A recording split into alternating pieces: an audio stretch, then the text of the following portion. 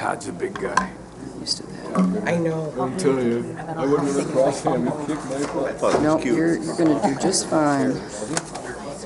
I've already briefed him and just explain why you want it to take place. Good evening, everyone. I'd like to call the regular Public Health and Safety meeting of the Grand Traverse County Board of Commissioners to order. We'll start with the Pledge of Allegiance, please. I pledge allegiance to the flag of the United States of America and to the republic for which it stands, one nation, under God, indivisible, with liberty and justice for all. Jackie, will you call a roll, please? Commissioner Johnson? Here. Crawford? Here? Klaus? Here. Propa? Here. Maxbauer? Here. Lathrop? Here. Chairman Wheelock? Yes, ma'am. This will bring us to the approval of the minutes of the March 4th meeting, if you could, please. I guess everybody's got copies, never mind. Do I have a motion to approve the minutes of the March 4th Public Health and Safety meeting? Commissioner Lathrop? I'll move to approve those minutes. Do I have support by Commissioner Johnson? Further discussion? Those in favor say aye. Aye. Opposed, the same. Motion carries. This will bring us to the first opportunity of public comment. If you could read the rules, please, Jackie. Any person shall be permitted to address a meeting of the Board of Commissioners which is required to be open to the public under the provision of the Michigan Open Meetings Act. Public comment shall be carried out in accordance with the following board rules and procedures. Any person wishing to address the board shall state his or her name and address. No person shall be allowed to speak more than once on the same matter, excluding time needed to answer commissioners' questions, if any. The chairperson shall control the amount of time each person shall be allowed to speak, but shall not exceed 3 minutes. The chairperson may, at his or her discretion, extend the amount of time any person is allowed to speak. Public comment will be solicited during the 2 public comment periods noted in Rule 5.4 Order of Business. However, public comment will generally be received at any time during the meeting regarding a specific topic currently under discussion by the board. Members of the public wishing to comment should raise their hand or pass a note to the clerk in order to be recognized and shall not address the board until called upon by the chairperson. Having heard the rules for public comment, is there anyone wishing to make comment at this time? Lori?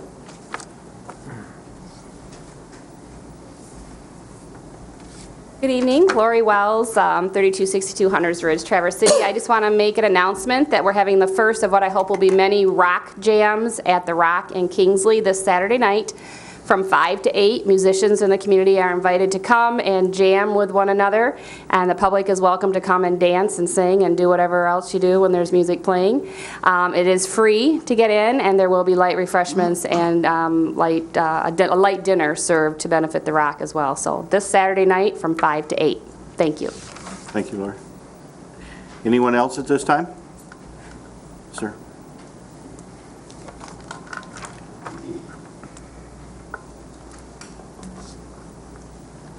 Matt Scheck, 9th Street, Traverse City. I wanted to take just a couple minutes here just to appraise you of a problem that a lot of police agencies in our country are going to be facing. I said agency because this isn't really a individual policeman problem, but states are recognizing this, and it's highlighted in an article I have in here that starts out with Montana nullifies federalization of state law enforcement. And on April 23rd, Governor Steve Bullock signed a law protecting his state's law enforcement from being converted into an arm of the federal police force. Not only does the House Bill 330 protect the independence of Montana's law enforcement, but it prevents it from being bribed by the offer of military-grade weapons from the federal government as well. Section 1 of the new law in Montana says a law enforcement agency may not receive the following property from the military equipment surplus program operated by the federal government. A, drones that are armored, weaponized, or both. B, aircraft that are combat configured or combat coded. C, grenades or similar explosives and grenade launchers. D, silencers or E, militarized armored vehicles. Section 2 sets additional barriers along the road toward federalization. If a law enforcement agency purchases property from a military equipment surplus program operated by the federal government, the law enforcement agency may only use state or local funds for the purchase. Funds obtained from the federal government may not be used to purchase property from a military equipment surplus program. And that's important to understand that distinction, obviously, because he who pays the piper picks the tune. In fact, there is a Supreme Court decision that basically says that in 1947 that you cannot expect a government that finances something that it shouldn't have ability to control it. This provision in 1033 program establishes that the Department of Defense that sells surplus military weapons, vehicles, and technology to local law enforcement at a discount price, the idea, of course, being that once a police department or sheriff's office becomes a recipient of this material, it is de facto dependent upon the federal government. There have been across the board, this is interesting, I thought, there's across the board political spectrum opposition to this, from everything from the ACLU to the 10th Amendment Center that have been opposed to this, and it really stands to reason that I think most Americans don't want their local police departments federalized, taken over, or especially militarized weapons coming into our community.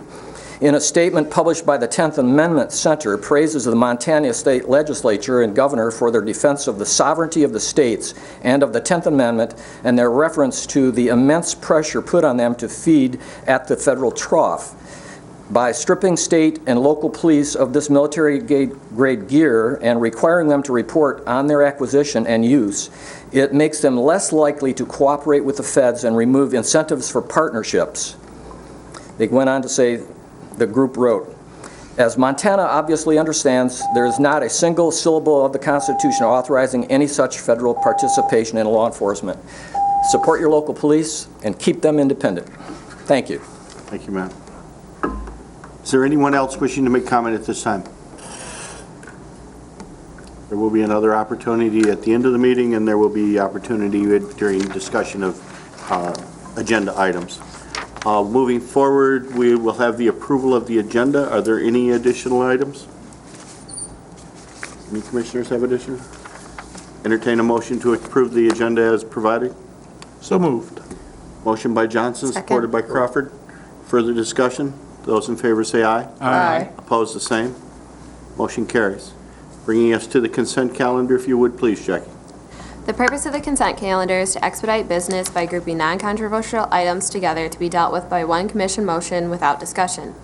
Any member of the commission, staff, or the public may ask that any item on the consent calendar be removed and placed elsewhere on the agenda for full discussion.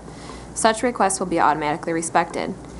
If any item is not removed from the consent calendar, the action noted, receive and file, or approval is approved by a single committee action adopting the consent calendar. A, receive and file. 1. Commission on Aging monthly report through March. 2. Community Collaborative monthly update for April. B. Approval. 1. 2014 donation report for the Commission on Aging. 2. 2015 fee changes for Commission on Aging. 3. Milton Bruce Witkoff Memorial contribution. Having heard the items on the consent calendar, is there any item that the audience wishes to have pulled? Any item that staff wants or commissioners wish to have pulled? Seeing none, I'll entertain a motion to accept the consent calendar. I would move to approve the consent calendar. Motion by Max Bauer, supported by Crawford. Further discussion? Those in favor say aye. Aye. Opposed, the same. Motion carries. We have no special order of business this evening. We have no items removed from the consent calendar, so we will move forward to Commission on Aging for department action items. Georgia, are you doing the presentation in this regard?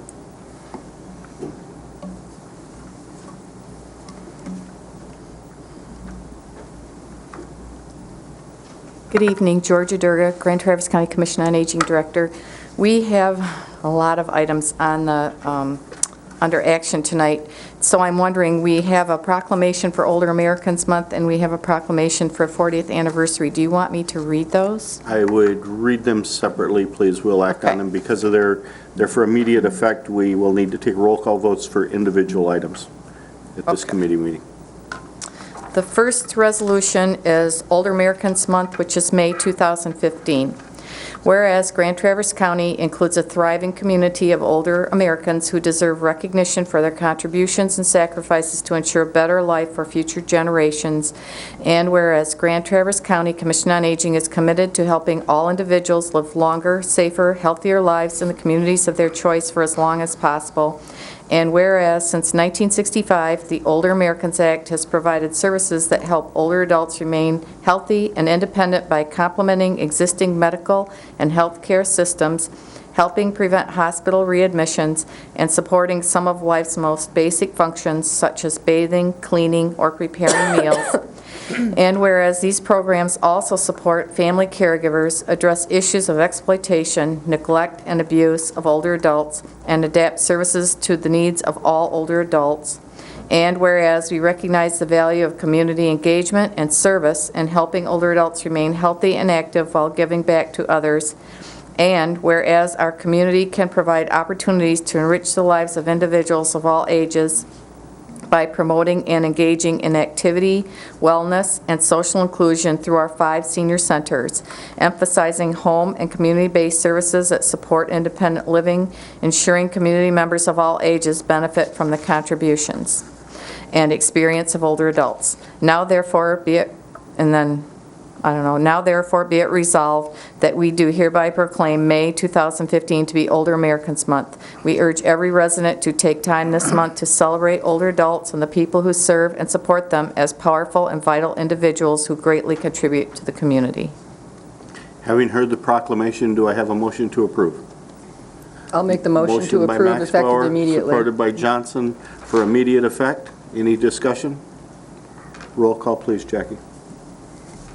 Commissioner Crawford, Yes. Klaus, Yes. Kropa, Yes. Maxbauer, Yes. Lathrop, Yeah. Johnson, Yes. Chairman Wheelock. Yes, ma'am. It is now Older Americans Month. Thank you. So let's talk Those of us who are older Americans appreciate that. Yeah, we're all getting older faster than we like to admit. The next item would be the 40th anniversary proclamation for the Grand Traverse County Commission on Aging. If you would please, Georgia. Whereas in 1975, the Area Agency on Aging of Northwest Michigan saw a need for a Commission on Aging in Grand Traverse County to address the growing needs of resident senior citizens. Whereas they directed the formation of what is now known as the Grand Traverse County Commission on Aging under the authority of the Grand Traverse County Board of Commissioners. Whereas for 40 years, the Commission on Aging has identified, developed, and implemented numerous programs and services to help those 60 years and older live safer, longer lives in their own homes. Whereas since 1988, the taxpayers of Grand Traverse County have voted in support of a small local millage with 81% of voter approval in 2010. Whereas since 1975, the Commission on Aging has served thousands of residents with programs including, but not limited to, house cleaning, window washing, yard maintenance, leaf and snow removal, personal care, foot care, and information and assistance. Whereas in recent years, additional programs including transportation assistance, heating assistance, Vial of Life, personal emergency response systems, Clara's Cupboard, and a loan closet have been added. Whereas in 2011, the Commission on Aging assumed responsibility for providing senior center services, expanding the Traverse City Senior Center to include the Senior Center Network with senior center activities in Traverse City, Acme, Fife Lake, Interlochen, and Kingsley, providing daily recreational, educational, and wellness programming along with daily nutritional meal programs. Whereas these senior services would not be possible without the continued support of local businesses and community volunteers. Whereas in 2015, 40 years later, the Commission on Aging, with the direction and support of 11 board members, 46 dedicated staff, and a community at large, continues to address and meet the needs of the ever-growing senior population in our county. Therefore, we do hereby thank the Grand Traverse County Commission on Aging for serving our community for the last 40 years and many years to come. Having heard the proclamation, do I have a motion? Motion by Kropa, supported by Lathrop.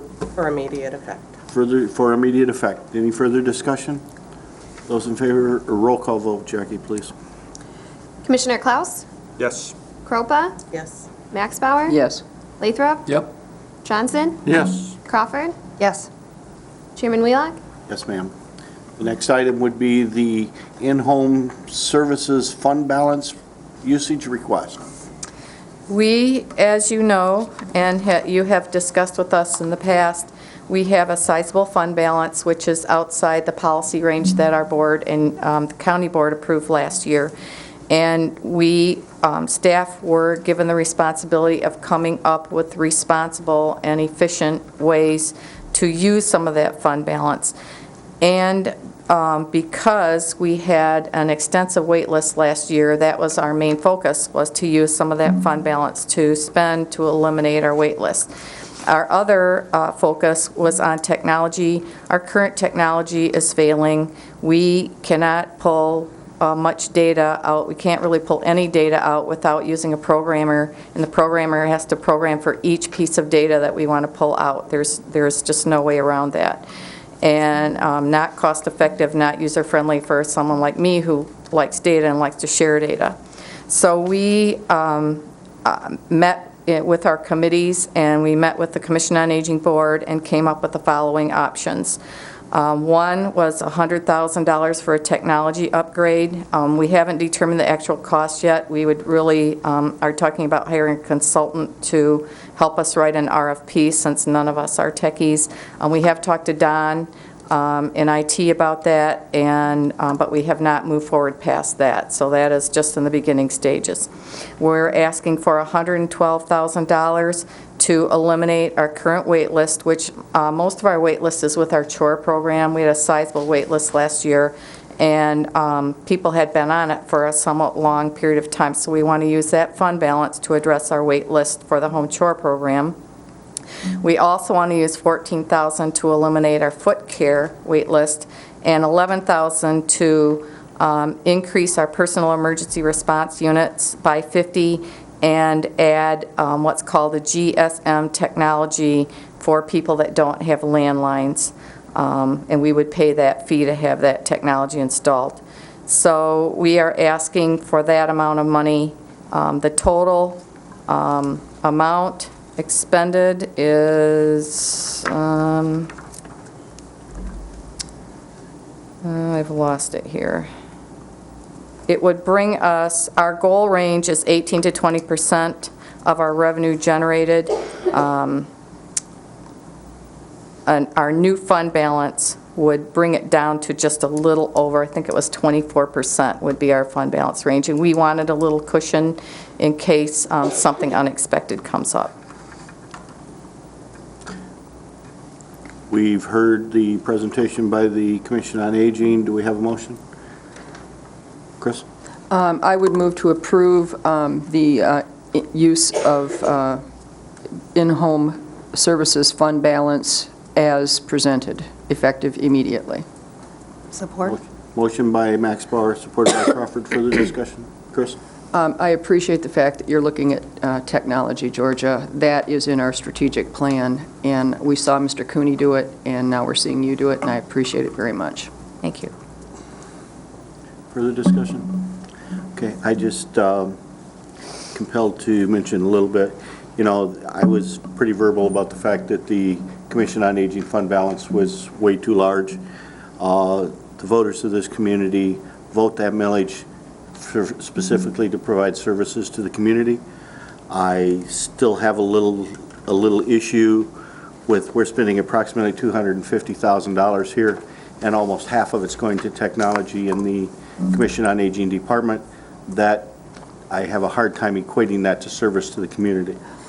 And I won't be supporting this recommendation because I firmly believe, unlike the prosecutor's office and things who depends on the general fund of the county to provide their funding, this funding is provided 100% by the voters of Grand Traverse County and the taxpayers, and that money was voted to provide service to senior citizens, and I don't believe that this is an appropriate use of the funds.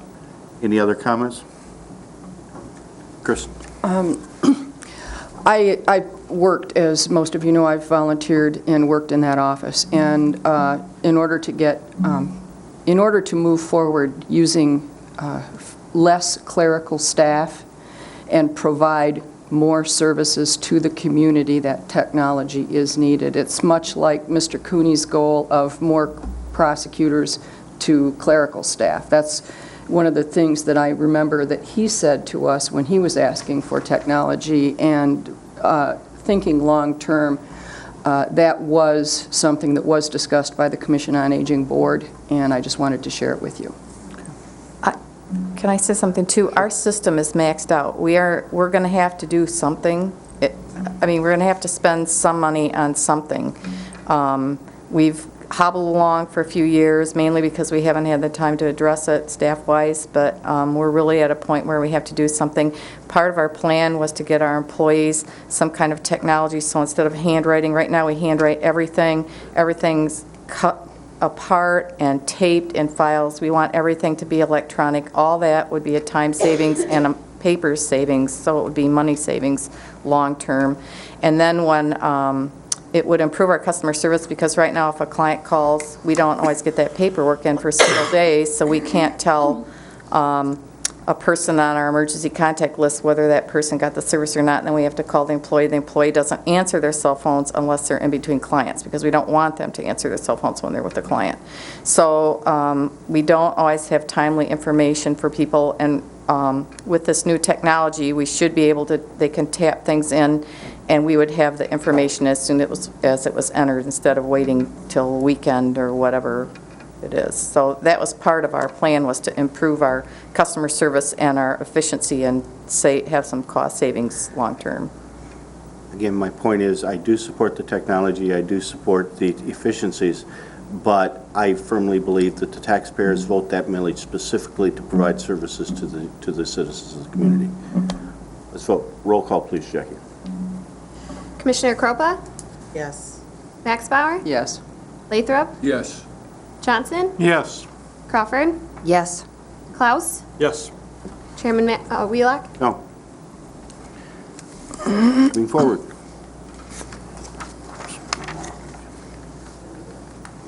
You can. The next item will be the Project Fresh agreement. It's not near as exciting as it sounds. We all like vegetables, Lori. They're okay, very good. Project Fresh is something that the Commission on Aging has taken on the last few years. Previously, MSU Extension administered this program. We now budget money every year for this, and all of the funds go directly to seniors in the way of coupons or vouchers that they use as cash at the local farmers markets. So it's a great way to get fresh fruit and vegetables into the mouths of our seniors, and a great way to support our local farmers. Unfortunately, it has to come to you at immediate request, because we don't know if the state's going to have them, and as soon as they know they have them, it's harvest time and we need to get them to the seniors, and so we have budgeted for it. It is in our budget and planned for, and so we just need your permission to execute the agreement. Okay, Chris? I would move to execute the Project Fresh agreement effective immediately. Second? Motion by Max Bauer, supported by Crawford. Further discussion? Roll call, please. Commissioner Max Bauer? Yes. Lathrop? Yep. Johnson? Yes. Crawford? Yes. Klaus? Yes. Croppa? Yes. Chairman Wheelock? Yes, ma'am. Thank you very much. The HIS Home Chore Voucher Service. Last year, as part of working on our wait list and addressing our wait list, we were looking at various options to do that, looking at efficiencies, cost savings, and also had talked about outsourcing, which we've heard a lot about from the county board and from some of our board members. And part of that discussion and thought process, we set up what we call a voucher program, where we interview, put out bids for different vendors that provide, let's say, lawn mowing is what we're talking about here, and then people apply to us, send their bid back, and they get on a list if they meet certain criteria. Then this list is given to clients, and the clients can select the vendor of their choice to provide the service. So our employees are not providing the service, the private sector is.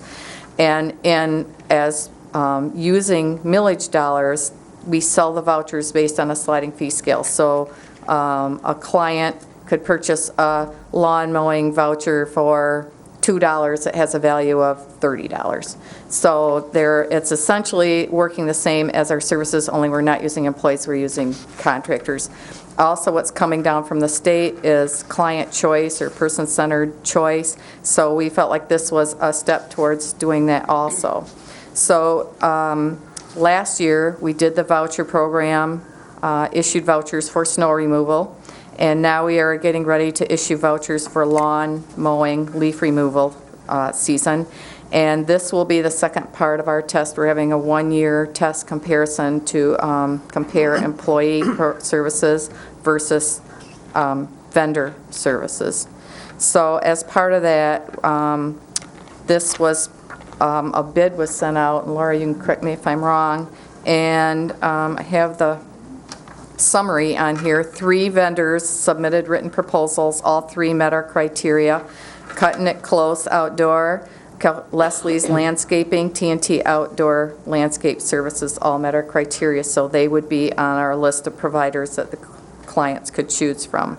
We had budgeted $30,000. The face value of each voucher is $30, so each client gets a total of 16 vouchers to use as they wish. If they want to get their lawn mowed every week for 16 weeks, they can. If they want to save all of them for leaf removal, it's totally their choice how they want to use these vouchers.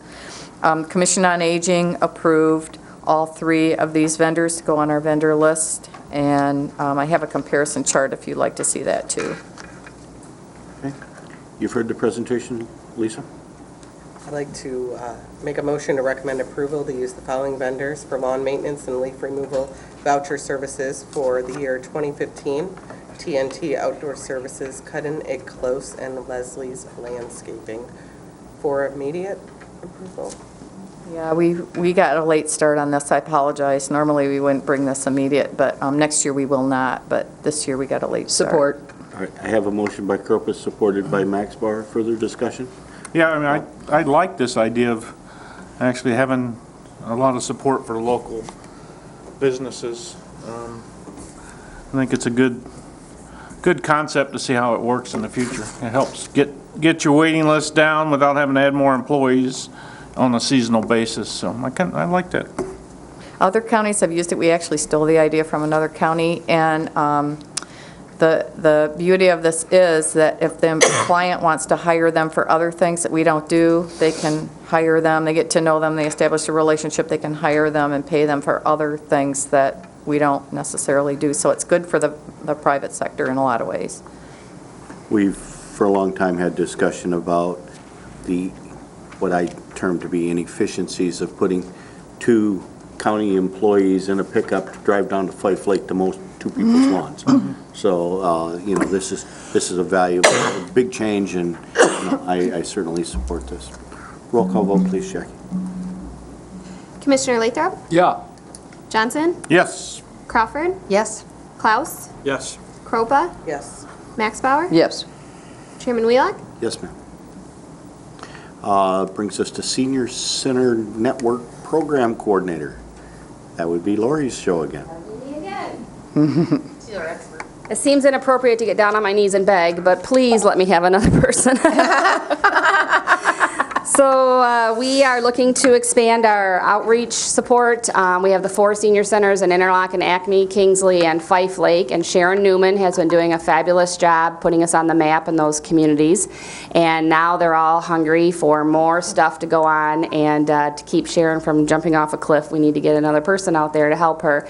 She's done a wonderful job engaging volunteers in each of these communities, garnering facilities for us to meet in at no expense to the county, which has been fabulous. So we've really made great use of the resources that we have in these communities. But in order for us to have any more services or have any more activities going on, we need some more staff. So the request is to add another program coordinator to the outreach locations. Lisa? The budget, how does this fit into your budget for this year? How does it, we have the money for it, is that what you mean? It's coming out of our fund balance, so it'll help us spend down our fund balance, and we believe that we have enough money coming in to support that in the long term as well. It's in the amount of $54,000 approximately. It's a full-time position. Comments, questions? Do we have a motion? I'll move to approve the Senior Center Network Program Coordinator position. I'll second it. Okay, we have a motion by Max Bar, supported by Lathrop. Questions? Bob? So you have 1 coordinator now, For the outreach locations, Okay, and yes. you're wanting to add a second. That's right. Is there that much work? Well, yes, there is. Well, right now we have 4 centers, and so we're only able, she can only be one place at one time. So we're limited on the amount of activity that we can have going on. And we'd also like to look at expanding and looking into other communities as well, and there's just no way to do that with what we have right now. I like the idea of expanding the services for South County. It's a challenge already for our seniors to get to the locations, the more populated locations, but those that are way far out don't have as many opportunities.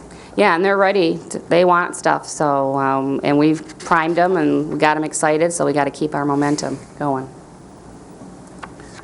I guess my question has to go to Dean tonight. Obviously, this is going to require a staffing plan change in the HR department? Right, if you approve the position, we have to amend the staffing plan. And we'll have to amend the budget. Correct. Do you agree that the funding is available within their fund balance to cover this position? Yeah, yes, they have the funds to cover the position. We just need to note that there are some steps that we have to go through to address the staffing plan and things before this person can be hired, so. Yeah, and we're not asking for immediate approval, we're going through the proper You channels. wouldn't get immediate. So we know it's approval going to on take a little time. this one. Okay. Is there any other comments or questions? All those in favor say aye. Aye. Opposed, the same. Motion carried.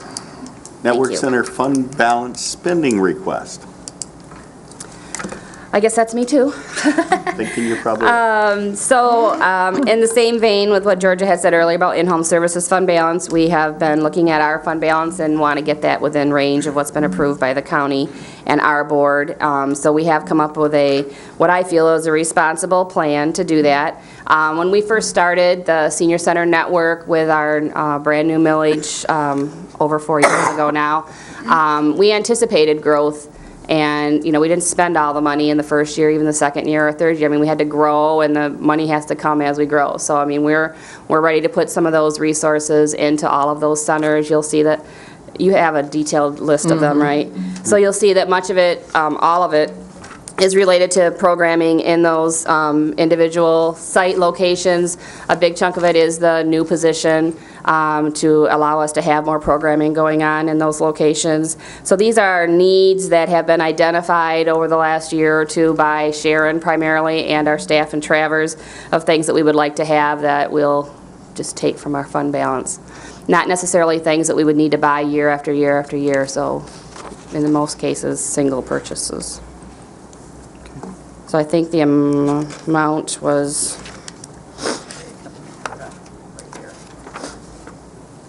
so we're requesting to spend $188,700 over the next couple of years, taken from our fund balance to get us in the range that's been approved by this board. Having heard the presentation, do we have a motion? Chris? I'll move to approve the Senior Center Network fund balance spending request. Second? Motion by Max Barr, supported by Crawford. Discussion? Chris? I just wanted to note, you know, Lori is a notorious penny pincher. By the way, I don't find that to be a Is that a bad thing? No, I don't find that to be a character flaw, Lori. Okay, thank you. But I wanted to point out, I mean, you know, some of her spending, for instance, one might think that a $6,000 dishwasher is a little much. But the reason that dishwasher is so necessary is because Meals on Wheels provides a community meal 5 days a week at noon for people that need that meal. So I just wanted to say... And it has to be a commercial And it has dishwasher. to be a special commercial dishwasher. She has done her due diligence. I just wanted to use that as an example. Thank you. Further discussion? Those in favor say aye. Aye. Opposed, the same. Motion carries. Thank you very much. Thank you. Just a statement from my perspective. I'm not happy of seeing 5 items on this agenda for immediate approval. Yeah, We knew that Older Americans Month would be in May. We knew that a year and a half ago. There's no reason this came to us tonight on an immediate approval. We wanted to read it And in May, I'm that's probably, why. I'm probably going to yell at Wendy for the same thing, but. I'm sorry, I know some of the things should have come It's just unfortunate when stuff comes to us for immediate approval. This should have been to us ahead of time. Yeah, okay, thank you. Thank you. Next item would be the Community Collaborative Presentation 211. Sharon, you're up.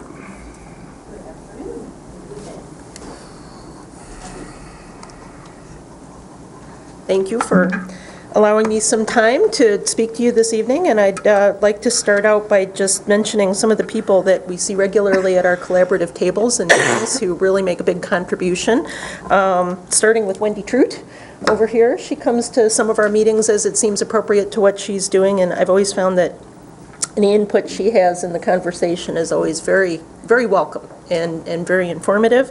Lori, who just snuck away, but Lori runs the Bay Area Senior Advocates Group, the BASA Group, which is an extremely dynamic group of agencies and private sector people specifically engaged with helping seniors that started as a work group of the collaborative and grew to be its own thing, and it's a phenomenal group. Judges Stepka and Phillips and Court Administrator Carol Stocking are very deeply engaged with our eviction diversion program, which is having its anniversary. I think it's second anniversary here this month. And Judge Stanton, in her vision for the specialty courts and how to work with the kids not only while they're in the court programs, but we've been talking a little about what can we do to continue to support them after they graduate from the court programs so that they don't slide backwards from the success that they've achieved. And then working with Barb Donaldson and Diane Conklin and now Kathy Antoffer, who are all very engaged with serving kids in our community who are in trouble or who are severely emotionally disturbed. So shout outs to working with all of them. 211, how many of you are familiar with the 211 concept? Okay. So for those of you who are not, 811 is Miss Dig. Call them to find out, get that service. 911, you call them if you need fire, police, or ambulance. 211 is who you're supposed to call when you need anything else other than fire, police, and ambulance. If you have a question about how to find a shelter for the evening, if you're experiencing homelessness, how to find a food pantry or a baby pantry. Doesn't have to be for economically disadvantaged people. It can be, my mother is aging. How do I find the right resources for her? Anything that's a human need, theoretically you call 211 Central Database to help you out. We were engaged, Grand Traverse County was engaged previously in 211 for a very brief period of time in 2013 and up until about March 2014. We are not currently, we are one of 11, I believe, counties in the state that is not currently engaged in 211, and 7 of those are here in Northwest Michigan. We all left the program at the same time. The big challenge that we were experiencing before was that the funding model was a blend of a per capita, a per population, plus a charge per call fielded by the program. You can't predict in advance how many calls the program is going to get, and that turns into a disincentive to call the program. Plus, there were some concerns that I've heard about service delivery, and Carol and Christine, if you've heard anything else that were previous barriers, bring them on. So we stopped having the service a little over a year ago, but we now have a Rotary Planning Grant that has enabled us to work with Tina Allen as a coordinator to bring some people together from the 10-county Northwest Michigan area to talk about, do we want to get re-engaged with 211? How would we want to re-engage with 211, and how would we make it a sustainable service to our community? So I just wanted to kind of, put that on your radar screen. We're at the stage right now of gathering information about our options and input from people who would be key stakeholders. I'm not here to ask you for anything today, but just to let you know what it's going on. If you have any initial comments or questions that I can follow up on for you, and I'd be glad to keep you posted as we move along in the process. Questions for Sharon? Carol? I just have a comment that I'm on the DHS board, and they struggle every time we talk about how do we get people who really need services. Not everybody has the internet, not everybody knows what to do, where to go, and these are struggling, vulnerable people who just, they just like, well, how do I do this? And most of them have not even been in this position to have to ask for help before. And so it would be, I think, very valuable to have a service like this where it's easy to call, just say, I just need help. I don't know what to do. I don't know where to go. So I think it's very valuable, and it's a shame that it lapsed, definitely. Other comments?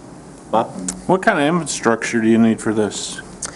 I see where the costs vary from 27 cents per population to, well, yeah, down to 15, I guess, for the Northeast. So who has the infrastructure for this, and how does that process work? Okay. On the statewide level, there are currently, I forget the exact number, there's, I think, maybe 5 call centers in the state of Michigan in different places.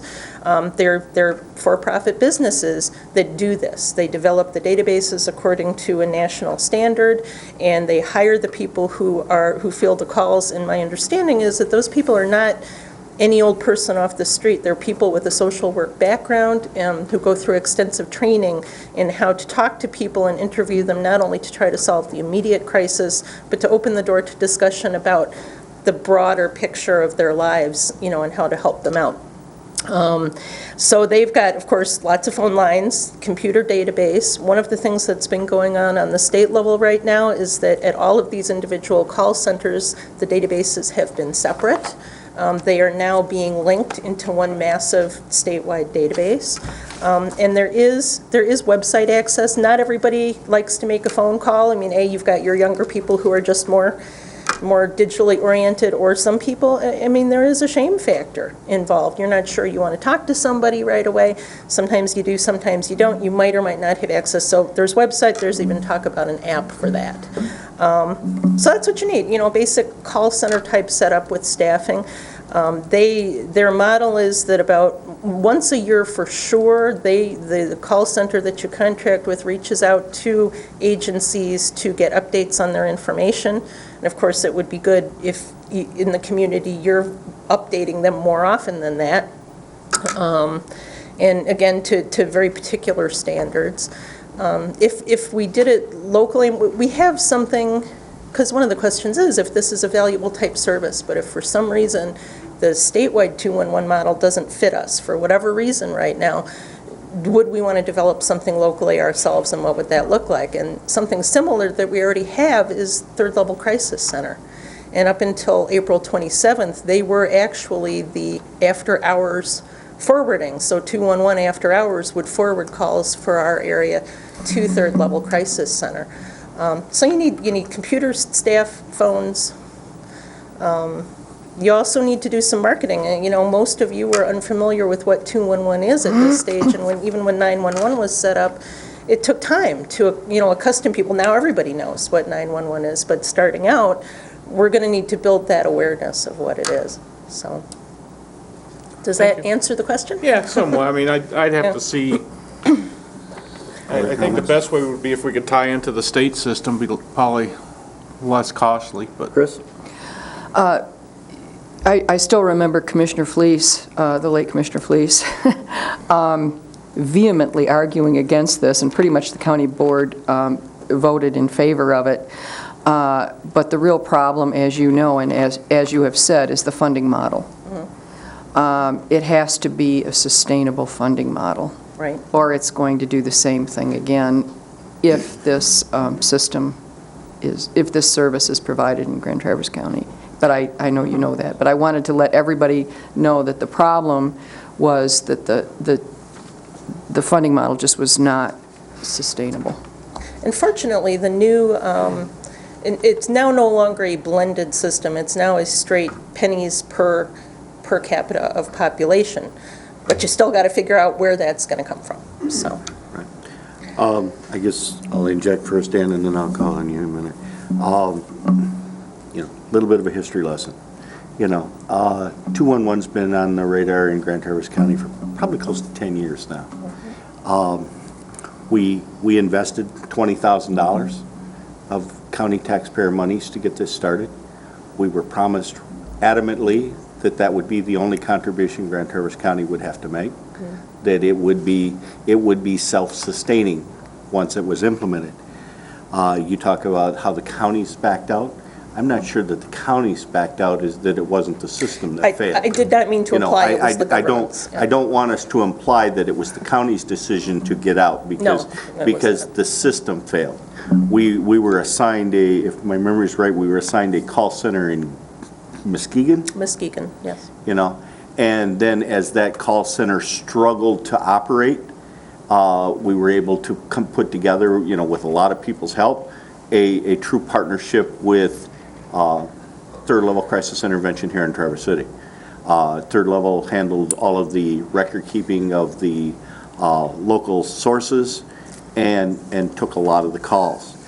From my perspective, the system failed. It wasn't the county's participation. It wasn't that the services weren't needed or that the services weren't available.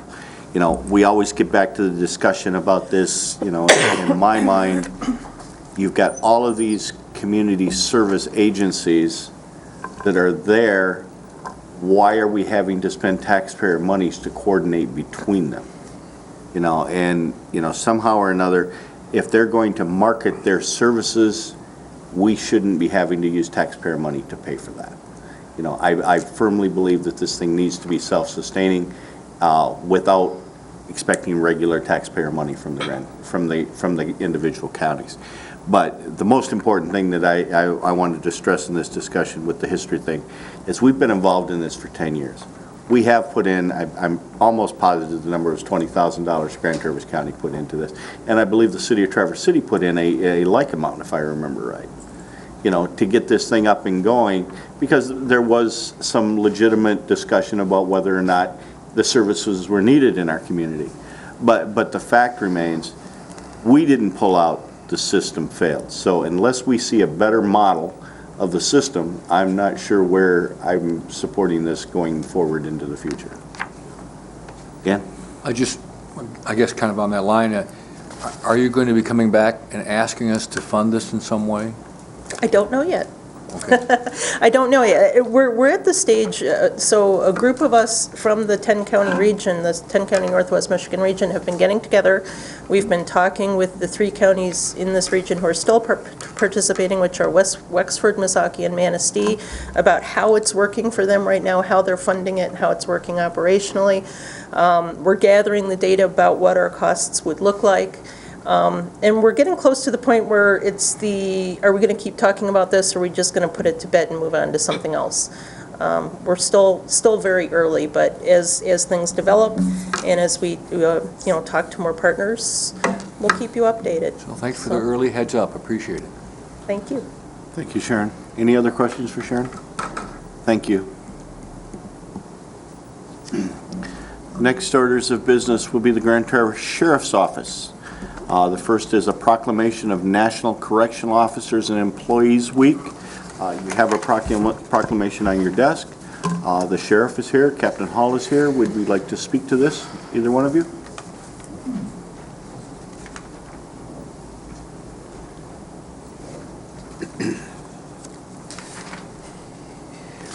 Thank you. Tom Bensley, Grand Traverse County Sheriff.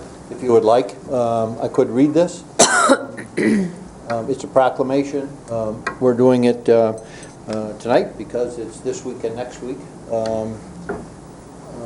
I will tell you that next Wednesday at 1 o'clock here at the Governmental Center, we will be having our police officers' memorial service, if you will. It's at 1 o'clock here. We would invite all of you to attend. So, excuse me.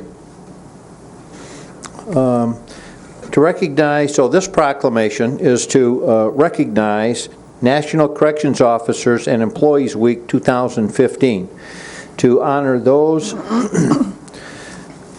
to honor the service of those corrections officers and employees who gave their ultimate sacrifice to the corrections field. Would you like me to read the complete resolution? Let's just do the, okay. Therefore be it resolved, though, if that's okay now. I'm sorry? Let's just do the resolution piece at the bottom, if that's okay. Okay. Is everyone all right with that? Okay. Yep. Well, okay, we can read the Well, whole I thing. just think it's important. I'm Okay, sorry, we can Sonny. read the whole thing, if you don't mind. I'm happy to. Mine is a little colored up, so I might struggle a little bit, but I'm happy to read it. One of them is not covered. whereas correctional officers are trained law enforcement professionals dedicated to maintaining secure correctional facilities and ensuring the public safety, and whereas correctional facilities across the United States, both civilian and military, public and private, are run by highly qualified and experienced men and women with a deep understanding of the challenges and difficulties within the profession, and whereas correctional officers and employees are responsible for the custody, care, reform of thousands of offenders every year, as well as the maintenance of safe and secure facilities, and whereas correctional officers work in very demanding and stressful conditions, face many challenges, and put their lives at risk every day, and whereas correctional officers and employees are some of the most resourceful, capable, committed, patient, and persistent professionals in criminal justice and in our nation, and whereas correctional officers and employees serve admirably in many different capacities, including jail administration, wardens, chaplains, nurses, supervisors, managers, directors, and whereas correctional officers and employees teach, train, mentor, counsel, and treat thousands of offenders, and whereas correctional officers and employees provide offenders with direction, hope, and a new focus while preparing them for entry and life outside of corrections, and whereas correctional officers and employees rise to meet most any challenge and serve this honorable profession nobly and admirably, and now, therefore, be it resolved that the Grand Traverse County Board of Commissioners formally designates May 3rd through 9th, 2015 as Correctional Officers and Employees Week in Grand Traverse County, and publicly salutes the service of correctional officers and employees in our community and in communities across the nation. Having heard the proclamation, do we have a motion? Sorry, Tom, did you want to add something else? Well, I just have the other one. Take them separately, fine. Two separate proclamations. Mr. Chair, I make a motion we accept the proclamation for National Correction Officers and Employees Week 2015 as presented. Second? Motion by Johnson, supported by Crawford. I would suggest that this be for immediate effect. Yes. Due to the fact that it actually started on the 3rd, which was 3 days ago. Another immediate Discuss- effect one. You know, and you know, the same statement's going to be made to them as was made to the Commission on Aging. We knew that, you know, Corrections Officers Week was going to be this week a year ago. There's no reason that this is on our agenda tonight for immediate approval. Commissioner, would you like us to do this a month or 2 months in advance next year, or? I'm perfectly happy with doing it a month ahead of time. I just, We'll try to accommodate you. I get frustrated when it comes to me 3 days after it should have been proclaimed, you know? Bob? First, I'll use one of my favorite movie lines, "Lighten up, Francis."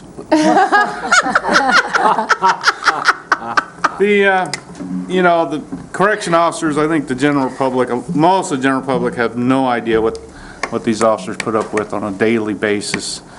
And I think most people would be really shocked at what they have to put up with. So I salute the correction officers is what they have to do on a daily basis to keep the rest of us safe. So. Carol? I also would like to point out, though, that public health and safety last month was canceled. So, there's that. Also... Yeah. Yes, in everyone's defense. I also had an I wasn't the one that requested that it be canceled, so we'll just keep moving on. Okay, moving on. I had the opportunity to tour the jail on Friday morning, and they're just, everything that they do to keep control is just awesome. And the things that each officer is responsible for, I'm glad I only have 2 kids. I mean, it's so much that they have to be responsible for and watching all the time. And I mean, they have to look at each inmate once an hour. every single one of them. And there's 150, 160 of them in there all the time. And they have to make sure they're safe and not making trouble and doing what they're supposed to be doing all the time. And it's just, it's incredible. I sat and watched the gentleman in the control room. And he's constant. It's Somebody's amazing. pinging to go through a door. Somebody wants this, somebody wants that. He's changing all the cameras because he's got to see them, the person who I wants to go just- through the door, and then he has to look at what's on the other side of the door so that he can make sure he can let them go through the door. And all the time that he's doing that, the phone's ringing and somebody's wanting to get in and somebody's wanting to do this. So it's incredible the focus that those people have. The fact that we have 96 cameras in our jail is another whole Yeah. discussion that Captain Hall and I would be more than happy to have a discussion with you about the true safety and security that's grown by depending on cameras to provide safety. I felt very safe the whole time that I was there, so. Chris? I was just going to echo Commissioner Crawford. I have been on several jail tours and educational learning sessions, I guess you could call them.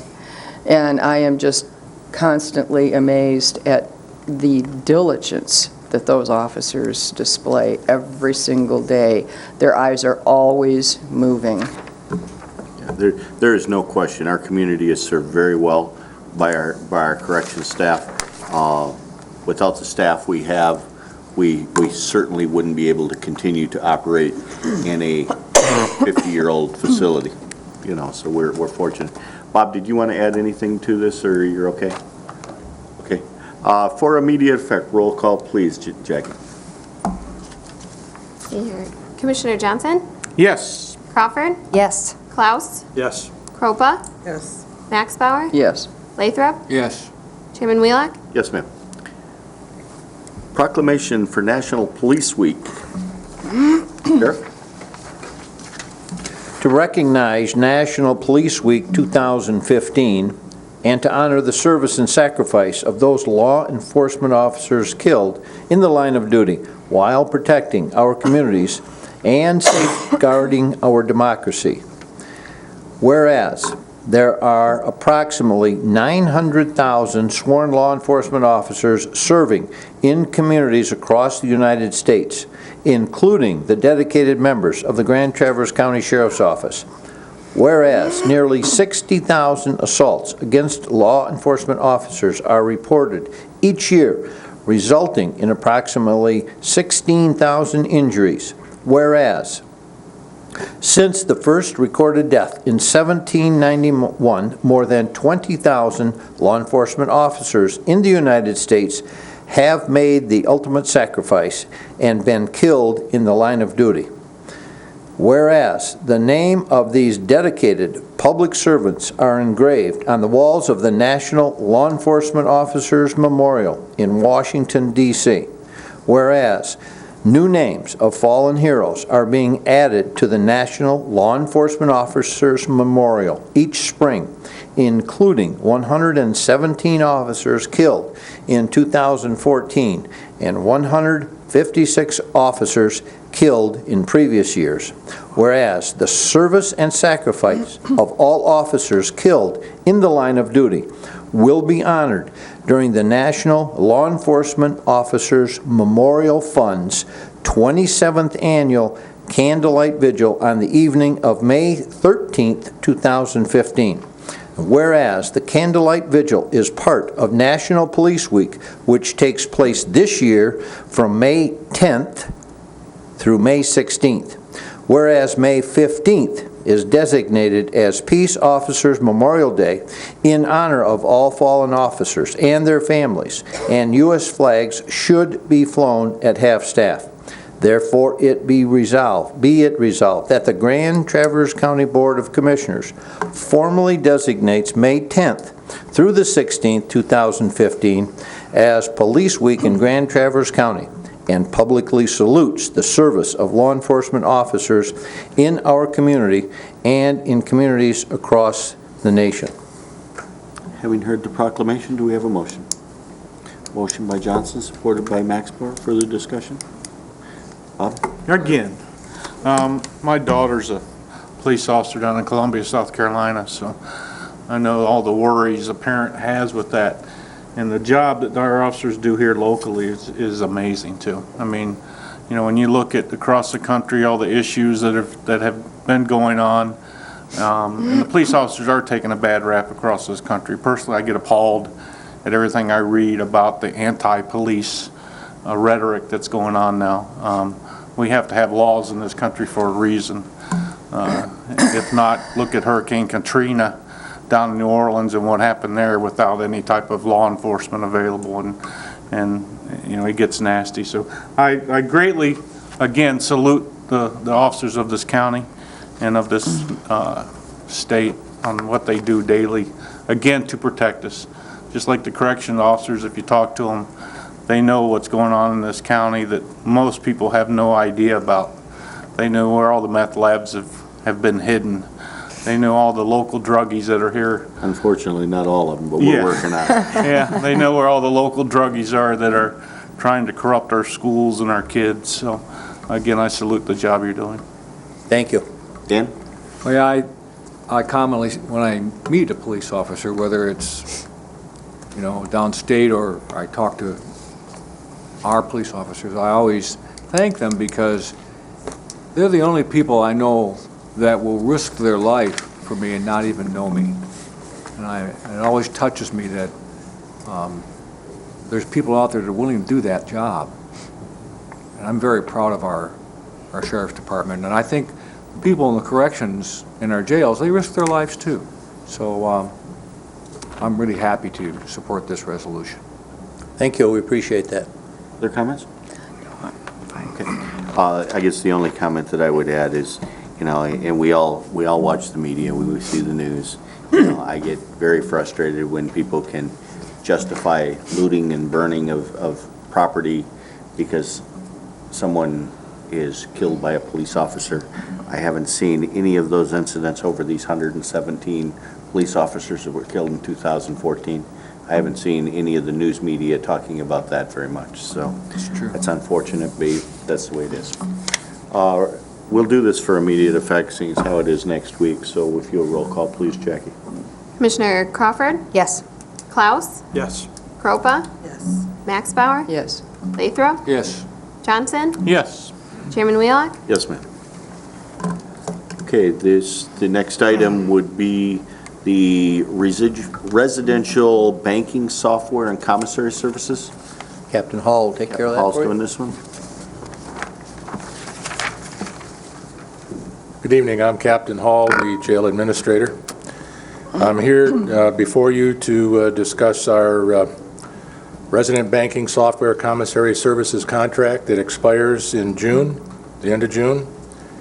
I gave you a handout that should be in your packet explaining what we did, a little bit about what the system does for us. It manages the inmates' money when they come into the jail and tracks it. And it also provides for a commissary, and the commissary is just what you would expect it to be. They can buy incidentals, candy bars, snacks, stationery, other items that we don't normally provide. They can buy that extra. And there's no charge to Grand Traverse County for this service. What we did is we solicited RFPs from the 4 main companies that provide this service throughout the United States. We also advertised in the Record Eagle on 2 days, as per county policy. The vendors that received the invites were Stellar Services, Canteen Services of Northern Michigan, Keefe Commissary Network, and Trinity Service Group, who's also known as Swanson Services. They were just purchased. I should state, and I didn't put this in the proposal, we had each of those vendors come into the jail and give us a product demonstration on separate days, showing everything that their software would do. Our finance department had 2 people there. We had 2 of our office specialists there, and we had 2 of our people that use the system there, as well as myself. And we asked them just a myriad of questions to have them dance through all of the software to see what they can do if there was an error, how it's corrected, how we can track something through so that we couldn't lose a penny. And some of the software is pretty intricate. It's pretty cool. We had a mandatory pre-proposal conference on March 19th. All 4 vendors showed up, and we went through the entire request for proposals so that everybody knew exactly what we expected, what we wanted from them, so they would give us their best proposal. We had a team of 7 that evaluated the proposals, and we looked at it over the course of 2 weeks. We tore it all apart, all of the screenshots to make sure everything was what we wanted and how it was laid out. We evaluated the commissary part of it, and almost all 4 of them were almost identical. We could take a product from one, find that product on the other vendor's list, and they were the same size, same price. So, I mean, they were almost across the board with a few exceptions, but they were almost identical. The biggest differences were in the resident banking software, the tracking of the money, how it's deposited, and how it tracks through the whole system, and what it allows us to do to keep track of every penny and when the inmate leaves. I gave you some of the problems that we're currently having with our current vendor that don't seem to be resolvable. We have tried everything and we can't get it fixed, so it was time to look at what else was available, and that's what we did. Every vendor gave us references. We contacted the references that they provided us and talked to key people that use the system regularly, and I highlighted some of their comments for you from each of the vendors.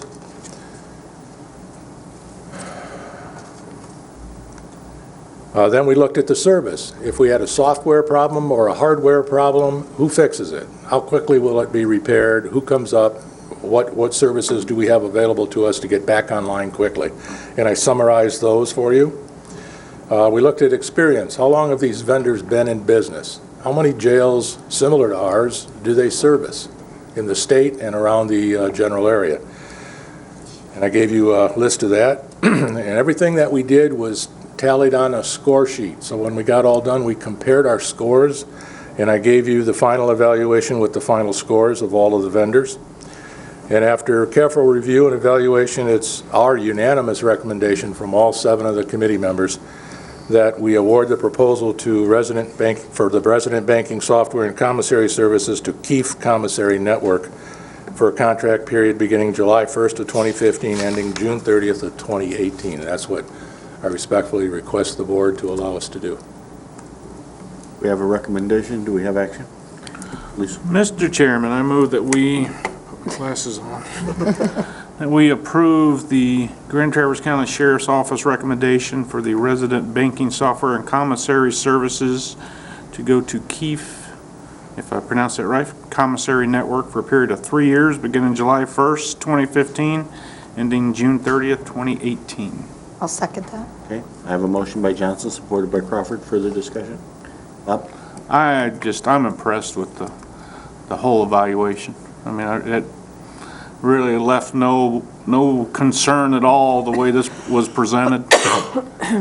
Excellent job. Thank you. For all that were involved with that, very good job. That's his typical job, though, see. Well, I think having went through this about, was it 3 years ago we went through this when we made the switch from Canteen to Swanson? 6 years ago.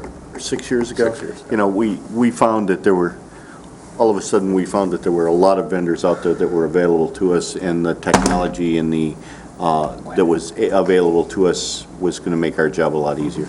You know, it's just a simple little thing. I believe we're giving out bank cards, if you will, for the people that probate out of jail or parole out of jail or whatever we want to call it. If they had money in the fund, we used to always have to try to figure out how to get them their cash back. Now they get a bank card, here's the money that's back. So that simple piece made life a lot easier with how we had to deal with cash in the jail. With this particular program, my philosophy has always been if Dean's people are happy, I'm happy. Dean, did you want to add anything? No, my people are happy. Cherry Wolf is in the audience, and she was one of the 2 people. I did not sit in on this, but Bob and his crew over there do just a fantastic job evaluating bids. I mean, I'm always jealous of the work that they put into these, and they do a fantastic job. So I would ask that you agree with and support their recommendation. Further questions or comments? Those in favor say aye. Aye. Opposed, the same. Motion carries. Thank you. Thank you, Bob. Okay, the next order of business will be the investigation vehicle. The undersheriff's going to take this one. Good evening, Nate. Good evening, Nate Elger, Undersheriff, Grand Traverse County. Before you is a request by our office to purchase 2 investigative services vehicles. We went out for bids early March, and the bids were due by March 20th. Upon receipt of those bids, we had 6 different vendors proposing many different vehicles. I provided a spreadsheet to you with a breakdown of the vehicles bid and their prices. Upon review of the bid and conversation with Captain Fulis, it's determined that the best purchases for us would be to purchase a Dodge Journey from Bill Marsh in the amount of $20,121 and a Ford Taurus from Signature Auto in the amount of $19,829. We do have a leftover amount of money in the 2015 budget for vehicles. It does not there's not enough in that amount to cover these vehicles, so I had a conversation with Mr. Bott, and we found $8,000 additional dollars to be used from our gas line for patrol, and we would like to use that funding to round out the amount needed, which would be $39,950 total. Do I have a motion? I'll make the motion that we approve the recommendation from the Grand Traverse County Sheriff's Office to purchase the Dodge Journey from Bill Marsh in the amount of $20,121 and the Ford Taurus from Signature Auto in the amount of $19,829. Support. Motion by Johnson, supported by Maskbauer. Further discussion? Dean, do you concur with the funding availability? Yes, it was my recommendation to look at the gas line item in patrol, and because of the very favorable pricing that we've had through 3 months, we're $27,000 ahead of where the budget would be. So we definitely have the funds to do this, and it's a way to get that second vehicle with the funding that we have in the capital improvement funding. So I am absolutely behind this request. Other comments, questions? As you know, maybe for those of the audience, you're questioning why we buy different types of vehicles like this for the investigative division. We don't want to park patrol cars every place that we go to do an investigation. So there's all different kinds of cars, all different years of cars, different conditions of cars that are used. Very recently, I got to my shop about 6:30 one morning, and I had cars lined up all the way across my parking lot, like 7 of them, and it was like, what the hell is going on? Anyway, come to find out, TNT was executing a search and arrest down the road about a mile, and my parking lot was their staging area. So it took about 3 hours later, they came and started moving cars out of the driveway, but it was kind of interesting when I pulled in the morning and they were lined up all the way across the yard. So, And we thank you for that. not a problem. I was a little confused when I arrived, but We're not asking for immediate approval, Mr. Wheelock. No, that's okay. Any further discussion? Those in favor say aye. Aye. Opposed, the same. Motion carried. Thank you very much. Thank you, Nate. This would bring us to the Health Department. And yes, Wendy, the same comment goes for your immediate approval items. He has lightened up about it, though. What's that? I said you have lightened up about it. You're showing a smile and humor here.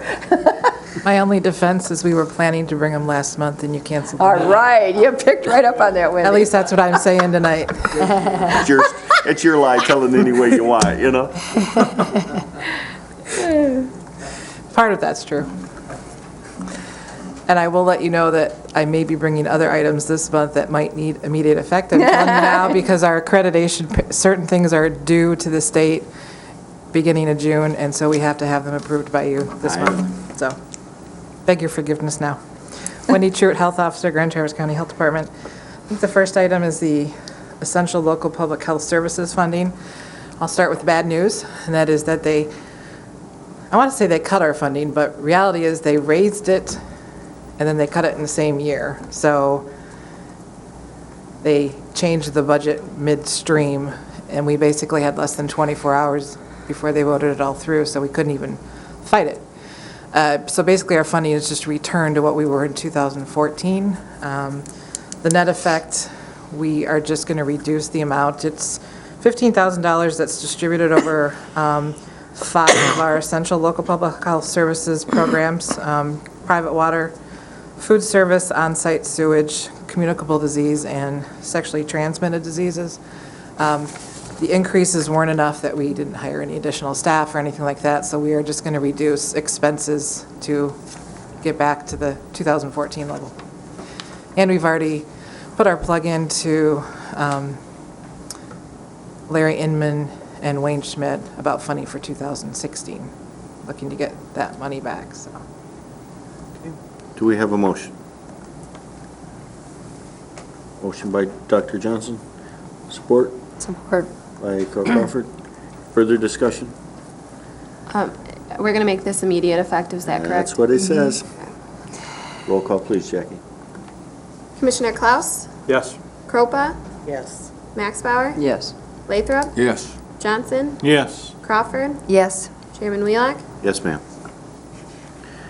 All right, the 2014 annual report by the Health Department. Yep, so our 2014 report is complete. It's posted on our website. There's one small minor number change on our website versus what you received. And the reason we're actually asking for approval is because it has to get included with our submission for accreditation. Normally, we bring it as a FYI item only. So, I don't know if you want me to go through it. The highlights are kind of a lot of what we included in our normal monthly reports, and I think I showed you the report card where we monitor all the monthly stats, and that just rolls up into these final numbers. So we've got highlights by the 5 divisions. We're required to show 3 years worth of data. That's why you see 3, so you can sort of see trends. Sometimes it's not always a trend. Sometimes it's like for vision and hearing. Depends how many kids are of the age that need to be screened, which we don't have a lot of control over. And then it depends on the school requirements also for immunizations. Okay. We have the report. Do we have a motion to accept the annual report?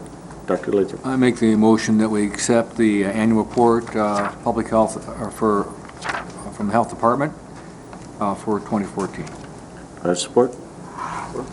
Motion by Lathrop, supported by Klaus. Further discussion? You know, a perfect example of the quality services that are provided by Grand Traverse County to the citizens of our community. For immediate effect, please, Jackie. Okay. Commissioner Croupa? Yes. Max Bauer? Yes. Lathrop? Yeah. Johnson? Yes. Crawford? Yes. Klaus? Yes. Chairman Wheelock? Yes, ma'am. Organizational chart change. This is actually just what reflects our current organizational chart, but because it's an accreditation year, we do have to have it officially recognized by you and approved. Do we have a motion to approve the organizational chart as drafted by the I so officer? make that motion. I'll second. Motion by Johnson, supported by Lathrop. Further discussion? Roll call, please. Commissioner Max Bauer? Yes. Lathrop? Yeah. Johnson? Yes. Crawford? Yes. Klaus? Yes. Croupa? Yes. Chairman Wheelock? Yes, ma'am. And the last item for Wendy, I believe, is the agreement for academic health department via the MSU extension. Yeah, I'll give you a little history on this because I first presented it 2 years ago. And we were working on it. There are Michigan State University College of Human Medicine, so that's the physician doctoral program. They approached 6 local health departments. They put residents in 6 communities throughout Michigan. Traverse City is one of them because of Munson.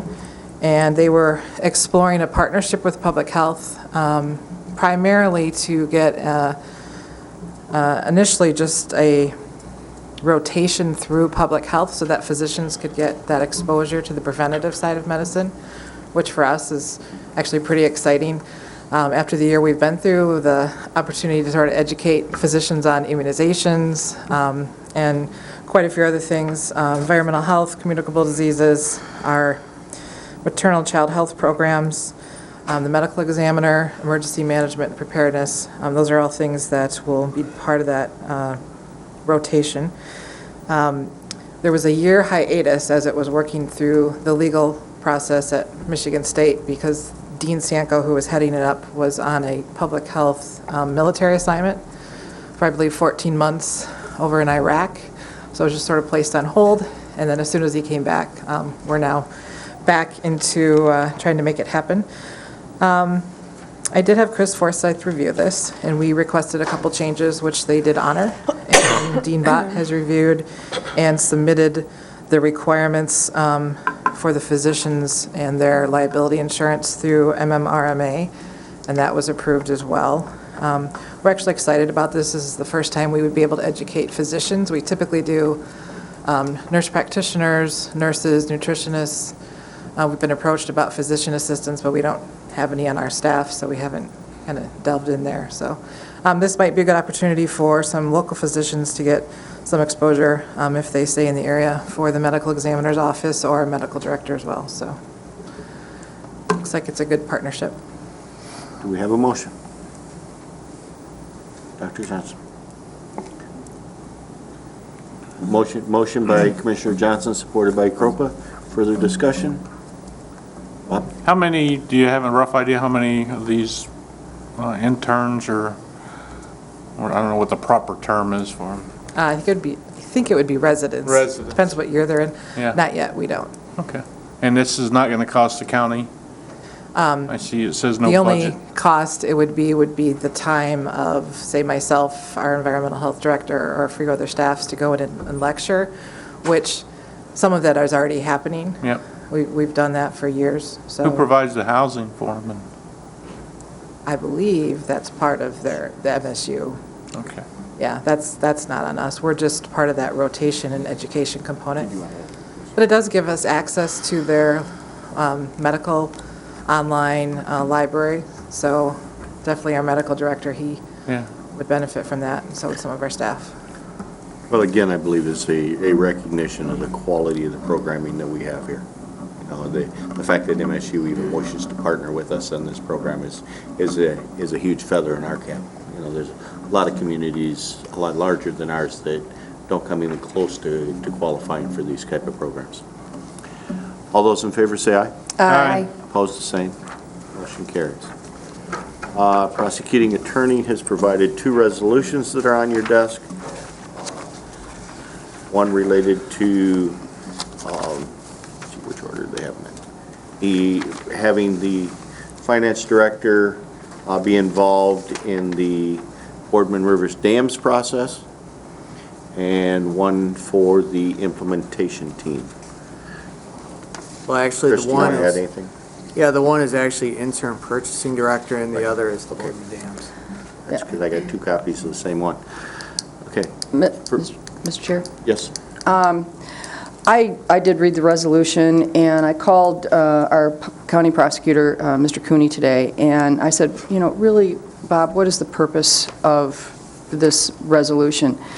And what was it, do you recall, was the purpose of this resolution? And he told me that it was really to speed the process up. And I said, well, it hasn't really worked very well.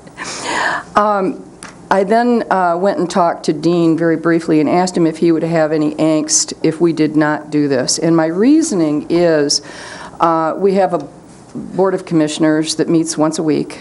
The IT only meets once a month.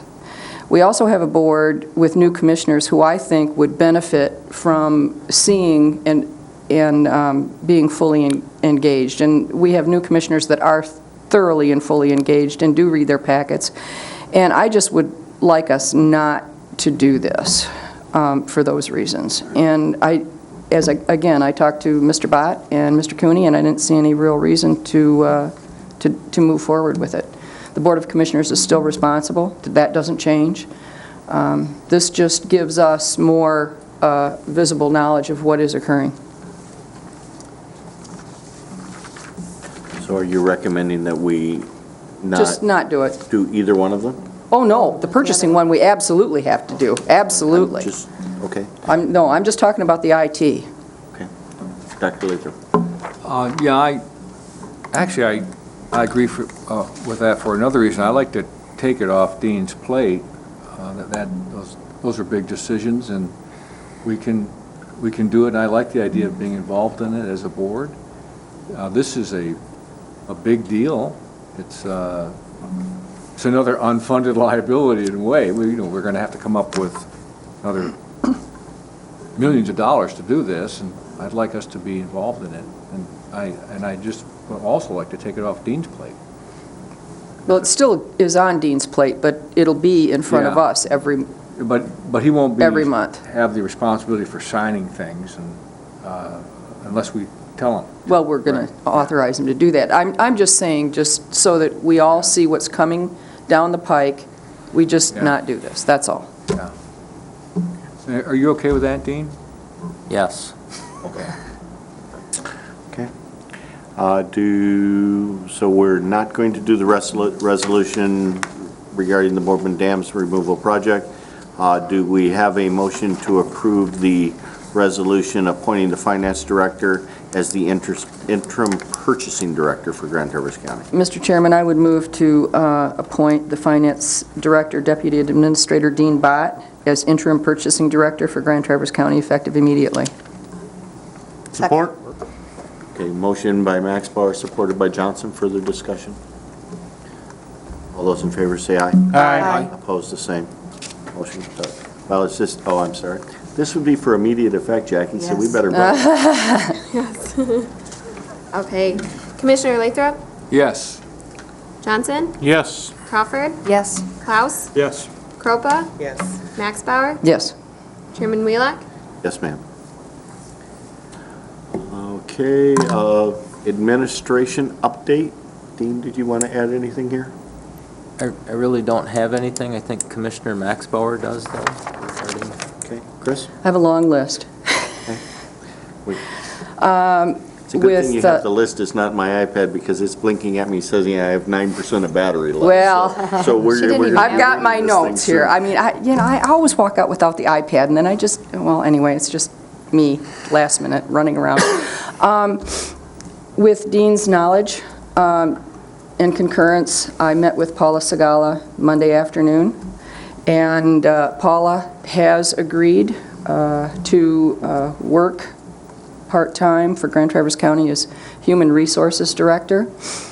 She presented a proposal to Dean, and I have it in front of me. I spoke with Dean this later today, and one of the things that Paula and I talked about was communication to the staff and benchmarking.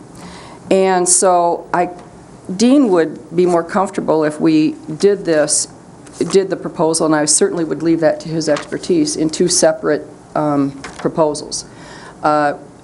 One is, of course, Paula would work part-time, screening applications, et cetera, what an HR director does. The other part would be to provide service to the Board of Commissioners. And what she and I talked about was beginning with an employee survey. Results-based budgeting relies a great deal on feedback, results, obviously. It's called results-based budgeting for a reason. But I want to know, and I've heard from commissioners, Commissioner Crawford called me and talked to me at length about how she wants to involve employees. I want to involve employees. I want the board to communicate extraordinarily well and frequently with employees about results-based budgeting, about what we're doing and why we're doing it. The employee survey that Paula Segala and I spoke about is a way of benchmarking where we are today so that we can, when we do it again 6 months, a year down the road, we can see how we have progressed and in what areas. So I would greatly appreciate your support to allow we don't necessarily need a motion, to allow Paula Segala to step in as a part-time Human Resources Director, just as she did when Jen Seaman was on maternity leave. She did an excellent job. I've heard from employees who are who feel comforted, stabilized, and extraordinarily pleased that she is willing to come and work for us. So I don't know that we need a motion, but if I could just get some head nods, yes or no? I'd like to chime in here. Can I? Sure. I talk with Paula too, and she's enthusiastic about coming on board. And she has incredible credentials and training and experience, so I wholly support her coming on and doing both those chores that you talked about. Carol? I have a comment too. And what Christine is talking about as far as my position on the employees, I just get the feeling after talking to several employees and just sort of get a general feeling that the employees don't feel that we are accessible to them, that they're allowed to talk to us, that they can come to us with things. There is a chain of I don't want to call it command, but there is a chain of action. They go to their supervisor, and then if they don't get satisfaction, go to the HR director. If they don't get satisfaction, then they can go to the administrator. There's a level above the administrator, and that's us. And the buck stops with us.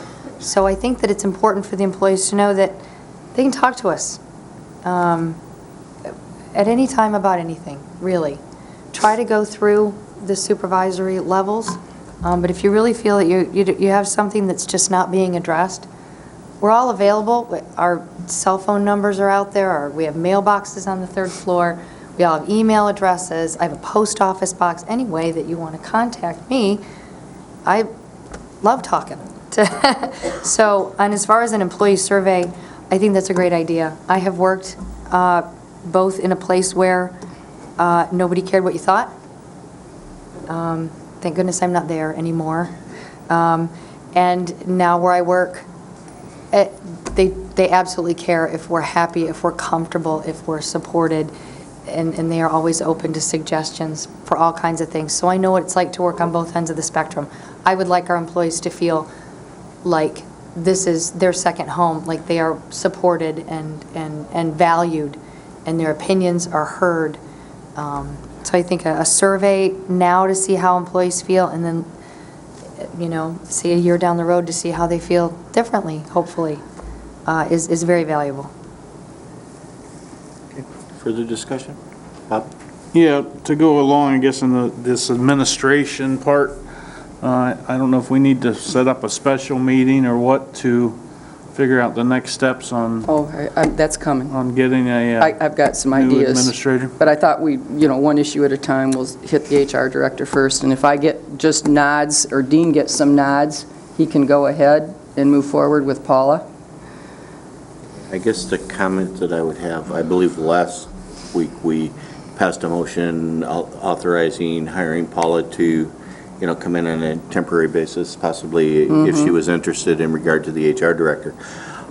In regard to, at least in my mind, in regard to putting out a survey, putting out, doing something different than what we have done as far as the HR department, I'd like to see a scope of work and budget for that before we approve that.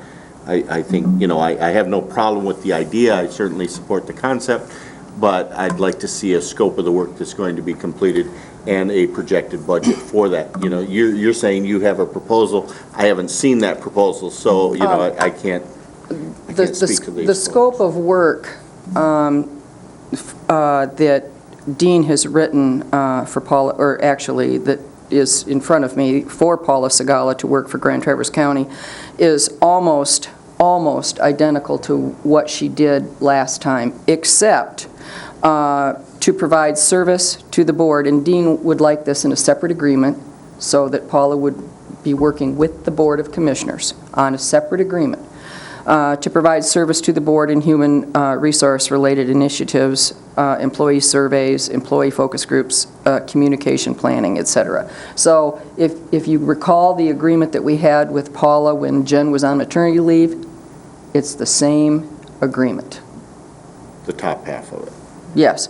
The retainer amount is $600 a week. That fee will provide up to 5 hours per week.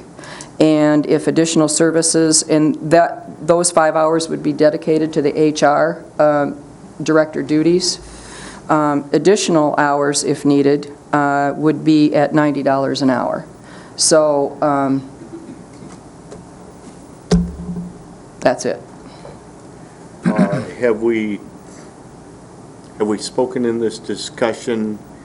You know, And by the we way, have- I'm sorry to interrupt you, but I just wanted you to know that I just saw this agreement this evening, but go ahead. That's fine. I guess the only other question I would have we spoken in the discussion of this agreement?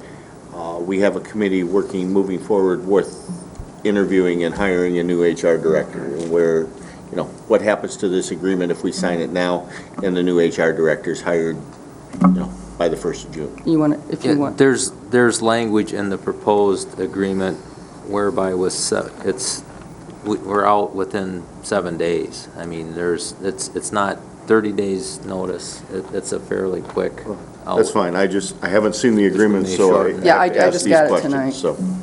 Okay. Has our council looked at the agreement? If it's Not yet. Not yet. But that would be handled obviously by Dean and by Mr. Forsyth. Okay. So I got some head nods here? Okay, wonderful. Now I'm going to move on to my next subject. The next subject I have is obviously results-based budgeting. I'm going to share with you a meeting that I went to last Friday afternoon, thanks to the Chamber Alliance. John Roberts, the Governor Snyder's budget director, gave the presentation. And when he got done, I had an opportunity to meet with him. Briefly, but I got an opportunity to chat with him. And I walked up to him and I said, "You're a results-based budgeting guy, aren't you?" And he said, "Yes, I am." And I said, "Well," I said, "Grand Traverse County is going in that direction and we're under fire." And he said, "I'll bet you are." And he gave me his business card, and he said that any services, resources that he could provide, let him know he wants to help us. One of the things I want people to understand about results-based budgeting, I'm just going to give this example. I've given it on the radio, and I actually had telephone calls saying, "This is the first time I'm starting to understand what you're doing." I've given it at Commission on Aging. I'm going to give it again today.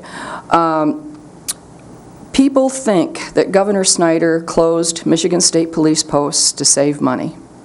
That is not what he did. In 2014, the state of Michigan had 3 cities, Flint, Saginaw, and Detroit, in the top 10 in crime in the country.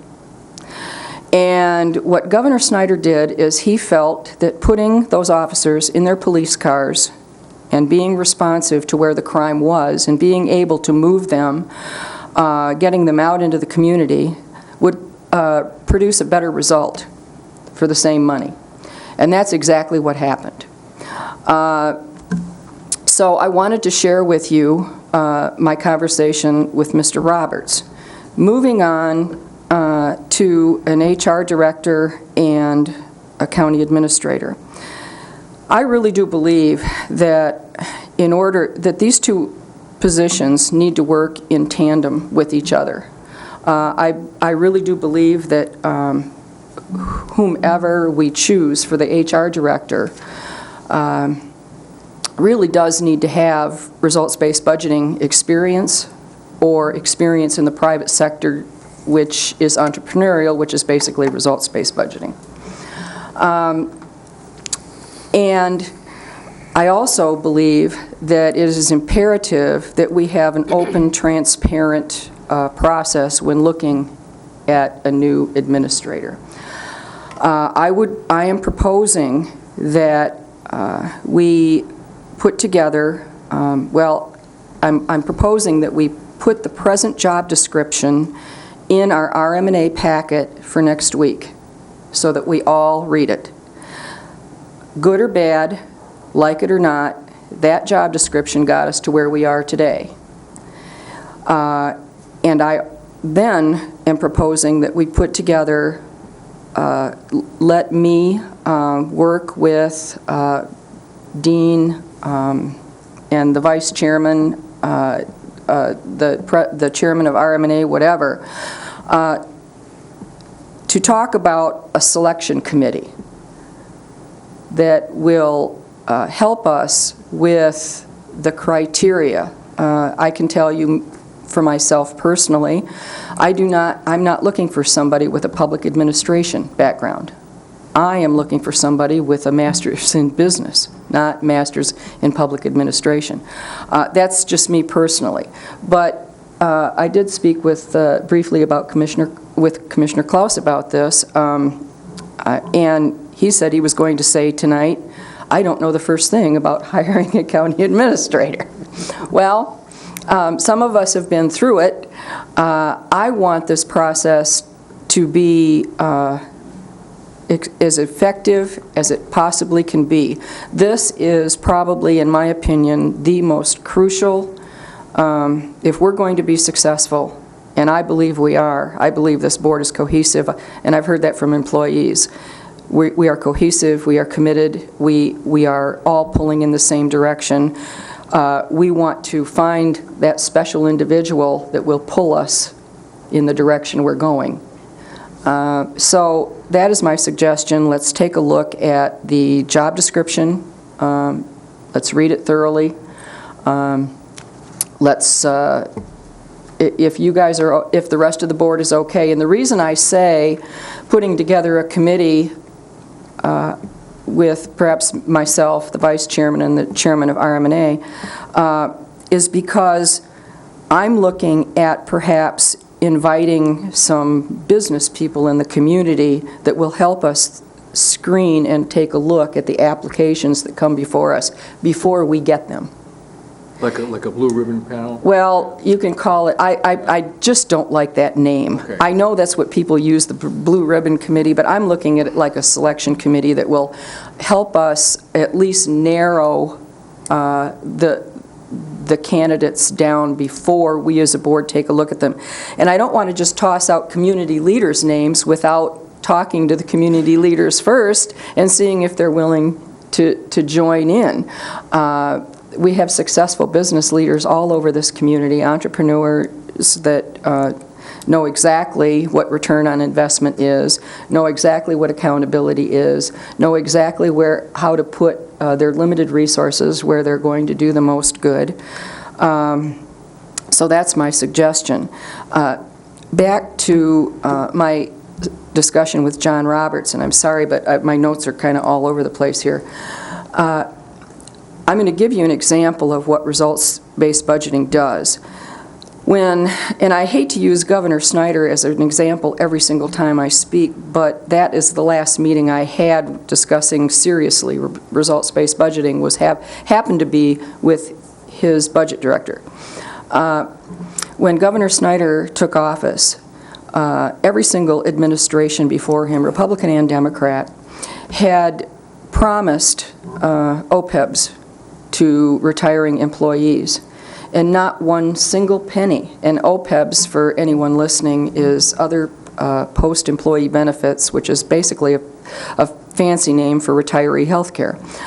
Not one single penny had been set aside for all the promises that had been kept, or had been given, much like our unfunded pension liability, which, by the way, good or bad, right or wrong, ours has been accumulating since 1991. So, what Governor Snyder and his budget director did is said, okay, we're going to stop this. New employees may get a promise, but we're paying for that promise up front. And by looking at government from a customer service perspective, they are taking departments out of the silos they operate in and are providing better service. They're able to save money, produce better results. This is about value, and I really do believe that a subcommittee, a selective committee, will help us move forward in that direction. And I will tell you, one of the first phone calls I'm going to make is, and I have his card in my purse, I guard it carefully, is to Mr. Roberts. There is also going to be an opportunity for Commissioner Kropa and Commissioner Crawford and myself when we go to the GFOA conference at the end of this month. There will also be an opportunity for us to headhunt. These are going to be a group of results-based budgeters, all in the same place at the same time. My box of business cards is already on my on top of my suitcase. So that's my proposal. As we move forward, let's take a look next week at the job description that we have. I believe Paula Segala, with her knowledge and expertise, could help us with that. By the way, I want to say a thank you to Corey Hansen. As you all know, Corey Hansen is the head of the pavilions, and he has offered, and I have passed that message on to Dean, he has offered his HR person to step up. People that understand this and know where we're going are stepping up, volunteering, wanting to help. And as you all know, Corey has a background in finance. He understands where we're going. So that's my suggestion. Now I'm ready for feedback. Comments, question? I did make the comment to Christine that, yes, I'm not qualified at all for picking a county administrator, but there's probably more than just me sitting at this committee here that is not. We want to do this right this time. We really do. This is a new, this is going to, I really envision that employees, department heads, the administrator, I envision that we are all going to pull in the same direction. But the administration, the administrator is going to be our most important decision. And you know what? There are municipalities around this country that do this successfully right now. I'm more than willing to get on the phone and say, you know, guys, gals, anybody there want to move to Traverse City, Michigan? I mean, you know, but at the same time, I want to map a process out that's transparent, that employees can see, that the public can see, and so there you have it. As much as we want this results-based accounting, and we need to make sure that we get someone that's well-rounded too and is a good fit. I mean, I had concerns about supportive employees, and I want to make sure those get addressed in a proper manner with the new administrator. So I want to make sure, like I said, that we don't focus entirely on results-based, and then we have a lot of other criteria in there. So. Well, yes, and next week, when you take a look at the job description that we have, this is an opportunity for you to think about that and express your desires. And is that okay? Sounds good to me. I guess the comment I make, I have no problem with reviewing the job description and, you know, making this as open as possible. One of the things that we have to remember is that it's easy to say, I want government to run like a business, but the rules aren't the same. You know, we know. There are just simply things that, you know, we have to do from a governmental standpoint that I wouldn't run my business that way, and I don't think any of the rest of you would either, but the fact is, those are the rules. So, you know, it's real easy to say, we're gonna change and we're gonna run everything like a business. That's not what I'm saying. some of That's not the at all. rules aren't the same. So, you know, just keep, as long as we keep moving forward, we reviewed the job description, you know, I'm sure there's parts of that we want to change, and I'm more than willing to take input from anybody that wants to add it in here. All right, I've got one more that I would like to ask. I would like your permission to contact the chairman, and I want the board's permission, to contact the chairman of Beta and ask her if I may speak with Mr. Menzel. I want to make absolutely positively clear that Mr. Menzel has not indicated that he is a candidate at all. That is not my intent here. My intent is simply to be able to speak with him. He is an individual that is experienced in results-based budgeting in the public sector and in the private sector. And I would like to tap his brain as far as writing out, you know, perhaps different attributes, traits. He has done it successfully every single time. You know, as working in government in Chicago, working for nonprofits, working in the private sector.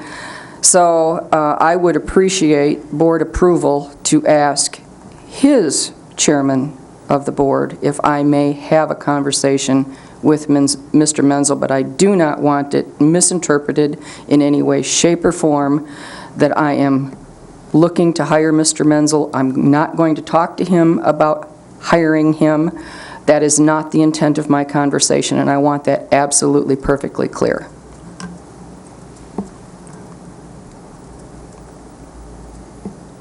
So I got a nod from Mr. Klaus? Carol, are you, I'm okay with that, yeah. I all don't see why right, not. Bob, how about you? Yeah, I mean, I If he's a think fountain you of can knowledge. tap all available resources. Well, I don't You know, I don't want to do this without doing it openly, because I don't want, I've seen what has been written in the paper, and I don't want to, Mr. Menzel has never, I happen to go to the same church he does, has never said anything to me other than he is committed to Beta until the end of his contract, et cetera, and I just don't want a conversation, I don't want the conversation to be misinterpreted, which is why I'm bringing it forward tonight. nor do I. Okay? Are you all right with that? Don't look at me as to how to not have things be misinterpreted. All right, Sonny, how about you? I got 6. You want to make it a unanimous 7? I'll keep you posted as to what the conversation is. Yeah, you know, Tom is a vibrant member of our community. I have no problems with speaking with any member of our community we can. Actually, I have had conversations with Mr. Menzel, you know, but Tom and I have known each other a long time. We've been through got a lot of different hoops and a lot of different arenas together. So, no, I have no problem with contacting him. You know, obviously, I don't believe at this time any of us are prepared to offer I'm a not job going, to and anyone. that's why I And said, I am not, absolutely sure not that, going you know, there. he has reiterated to me that he is committed to Beta through the end of the year. Now, I've got one more item which is totally separate, and this is for, to ask Dean to bring to RM&A a recommendation for some type of special recognition for Sally. And I'm not talking about a piece of paper printed on and put in a frame. In private business, and it's done in public businesses, in public organizations as well. When someone has gone above and beyond, and this is where we're going with results-based budgeting, rewarding performance. When someone has gone above and beyond what is called upon, it needs to be recognized.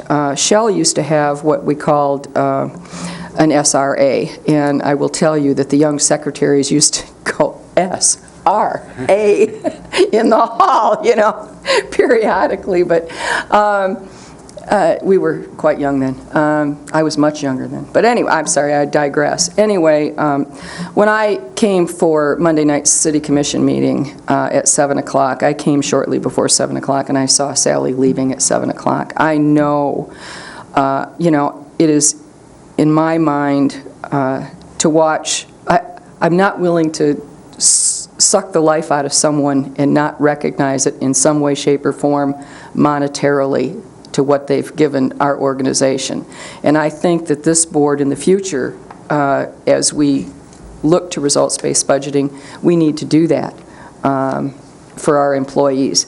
Now, an SRA at Shell was maybe once every 10 years. I mean, I'm not talking about like an annual, oh, gee, you did a heck of a job, pat on the back. But Sally has really stepped up. I've watched it, I've seen it, I'm here probably more than anybody else. So what I would like to ask Dean to do is bring back some type of recommendation to recognize Sally at RMNA for us, for board consideration at RMNA next week. So but I need the board to say yes or no to do that. Bob? Yeah, I guess one of the concerns I have, I know she's doing a wonderful job, but we've got a lot of employees that are doing above and beyond. And I don't know if that, I don't know, it's hard to express, I guess, how I... And I do apologize for putting Sally out in front and center here tonight, but there's no way to do it other than in an open meeting, and that's why I'm doing it this way. I mean, look at what the health department did with all the vaccination issues and that, and they did a wonderful job. So, I mean, I'm all for recognizing employees when they step up above and beyond, but I don't know if this is going to involve a whole new policy change or just a one-time issue. I'm open to, Well, I mean, I'm Yeas or inclined to nays? think we have an employee recognition team. We have procedures in place. Are they completely adequate? Possibly not. But I think my real concern here is we have a multitude of employees who have stepped up, not just recently, but over the years. And, when we single out a single individual, I have a little problem with that, at least on the initial thing. I'd rather go back and look at our employee recognition program a little bit before we do something with a single employee. I'm fine with that. I think, we just, a couple weeks ago, we had the employee recognition breakfast where we recognize employees with 5 years, 10 years, 15 years, 20 years experience. We regularly sign, coming around here before meetings, we sign letters recognizing employees who, have 20 years of experience or whatever. Yeah, and I completely understand that sometimes just my signature on the bottom of a piece of paper isn't sufficient. But the fact is, we do have an employee recognition program in place, and my suggestion would be is we go back and look at that program and do any special recognition of any employees through that program. That, I'm fine with that. I really am. And, the reason I am bringing Sally's name forward is because, again, I'm here, and I see when she leaves. It just brought it to the forefront. But if you want to take a look at the policy that we have recognizing employees, I'm good with it. I'm absolutely good with that. But I'm not looking behind. I'm looking out of the windshield. I'm not looking in the rear view mirror. No, I'm absolutely fine with it, looking at our employee recognition.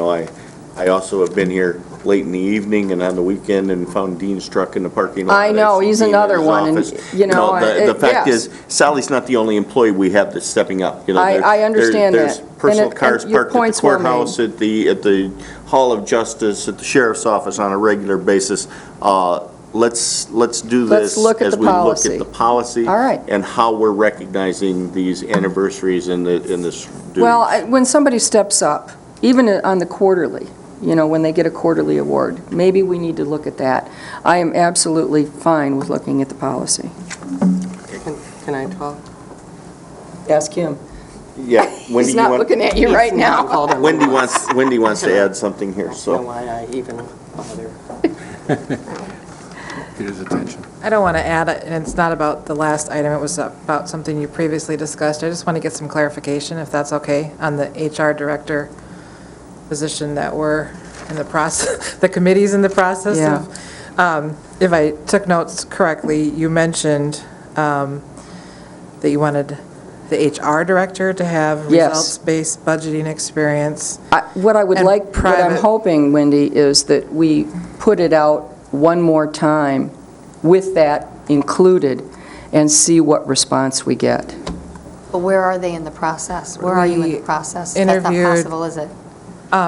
Well, anything's possible. We interviewed, I think, 8 people last week, and we narrowed it down to 2 for interviews in. On the 18th On the of May. 18th. So we're really into a process, but we have kept the, we've kept the applications open. But this wasn't. Okay. But this wasn't Right. criteria that we, that was listed in the job description or that we were necessarily screening for at the time.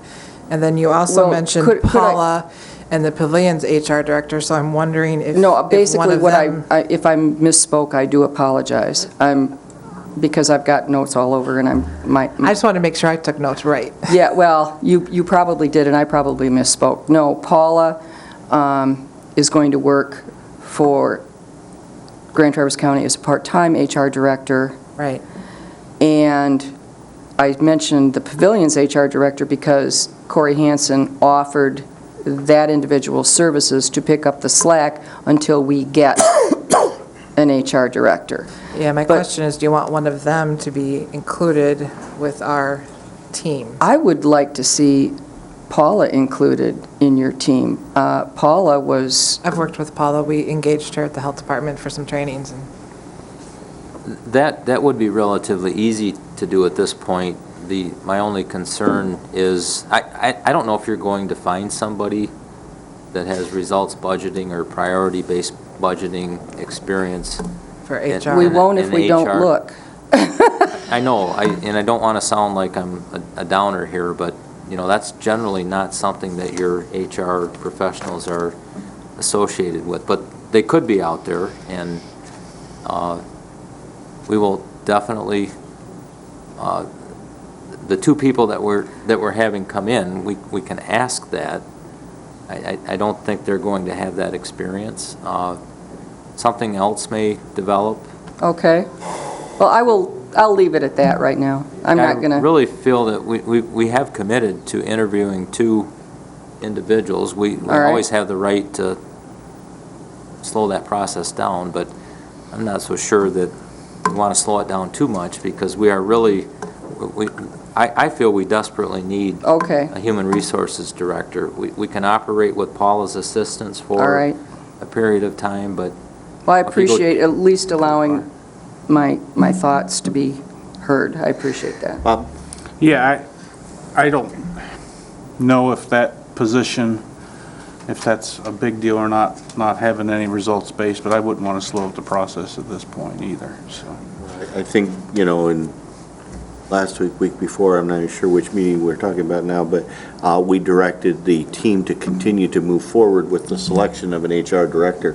So to go back and change the criteria by which we're going to judge those candidates becomes very difficult, I think. We can certainly ask We can questions. certainly ask the question if they have any experience, but I would hate to go backwards and start over. You know, we've screened a multitude of candidates down to, I don't remember how many total applications we had, but we I will pulled it leave down to 8, and then we've done the first round of interviews. Now we're down to 2. We need to keep moving forward with this. Well, we will definitely keep that in mind, and perhaps, you know, we find that there was some. All right. Okay. Well, we will keep that in mind. I have a I comment. appreciate that. Dan? Yeah, maybe the 2 people that you've got, you could ask them if they would they enthusiastically embrace budgeting for outcomes? You know, are they teachable? Would they enthusiastically embrace it? I think that's important because that's one of the main people that will help us with that whole staff. So That could be a question. Yeah, we can we'll work with Paula on some questions. Yeah, we That'd have be not, great. we have not developed our questions or Oh, I final would love it questions if for you this would. That- interview, but That'll be, thank you. That's I basic. just wanted clarification before we moved on. to the And I next appreciate you steps. coming up, I'm Wendy, sorry. thank you. Right. And I very much appreciate everyone's patience and tolerance with me this evening. Anything else? Lisa? Because I'm the most widely misunderstood commissioner on the board, and I'm probably not going to say it properly anyways, but I view things a lot different than the 6 other people sitting on this board. Those of you that know me know that I am a very big picture thinker. I am easily misunderstood because of that. When I look at happiness of employees or people that we all want to get up and go to our job every day. Well, I sure don't have that right now, by the way. The reason isn't a certificate with your name on the wall or a breakfast with some yogurt and whatnot and That's being true. forced to eat with the Board of Commissioners. I don't think that's a much of a prize. You know, the reason why people want to work for places is because they like it. The entire thing we're going through right now, which is so remarkably misunderstood and criticized before we've even had a chance to start, the number one benefactor on how we're changing things is the staff. Before I even signed up to run for office, I started spending time with the staff in the different departments here, long before many of your names even entered in. I spent time with Sheriff Bensley talking about bonuses for Sheriff's Department.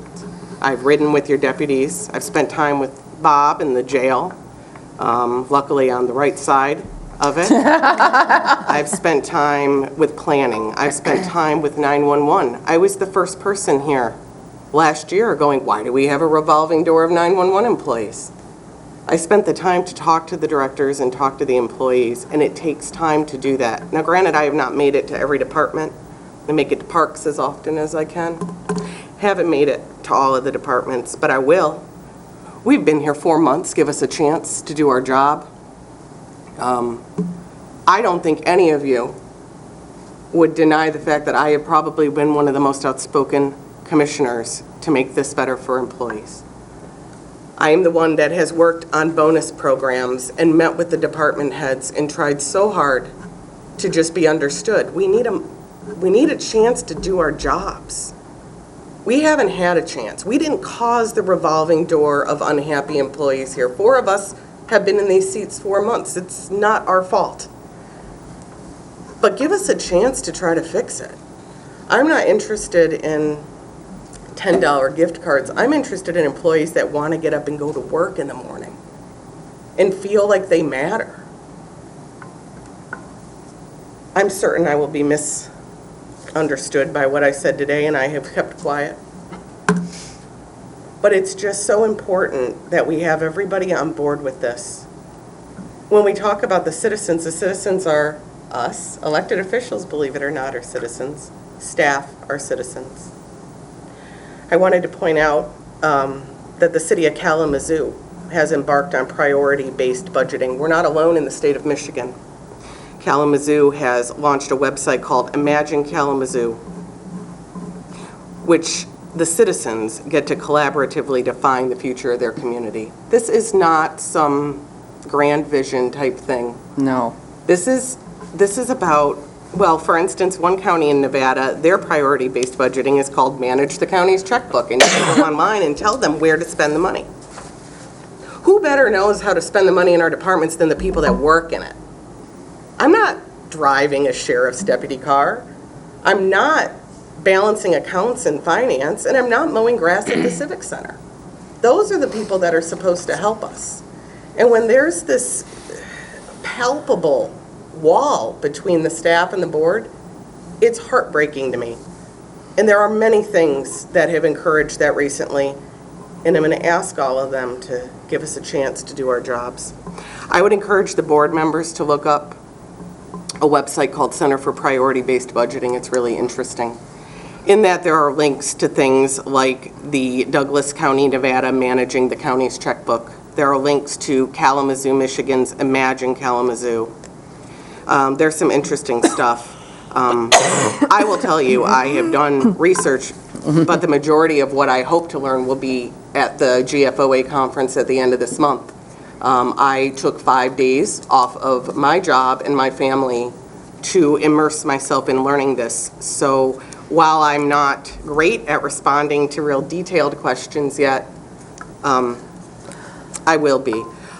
One question I would like to put you on the spot for, Christine, because I think you probably are the most well-versed in this. This is a question that I've been asked several times, and I haven't had a good answer, and I would like to hear it. Hopefully I've got one. I don't know that you do. I don't know that you do, and I know, I mean, I don't speak to you a lot, but the difference between priority-based budgeting, results-based budgeting. It's the same thing. It's all the same. Yes, and I appreciate you saying that, because it's called so many different Yes. things. It's called budgeting for outcomes, results-based budgeting. I mean, I use results-based budgeting now because, I don't know, for some reason, budgeting for outcomes doesn't resonate with me, but I want people to understand, you know, whether you define yourself as a conservative or you define yourself as a liberal or somewhere in between, the process is exactly the same. What changes are your priorities. In a liberal community, for instance, maybe Redmond, Washington, you're going to see a priority of a lot more green space, green stuff, than you might in a more conservative community. In a more conservative community, you might, you know, their priorities are just different. But the process is the same.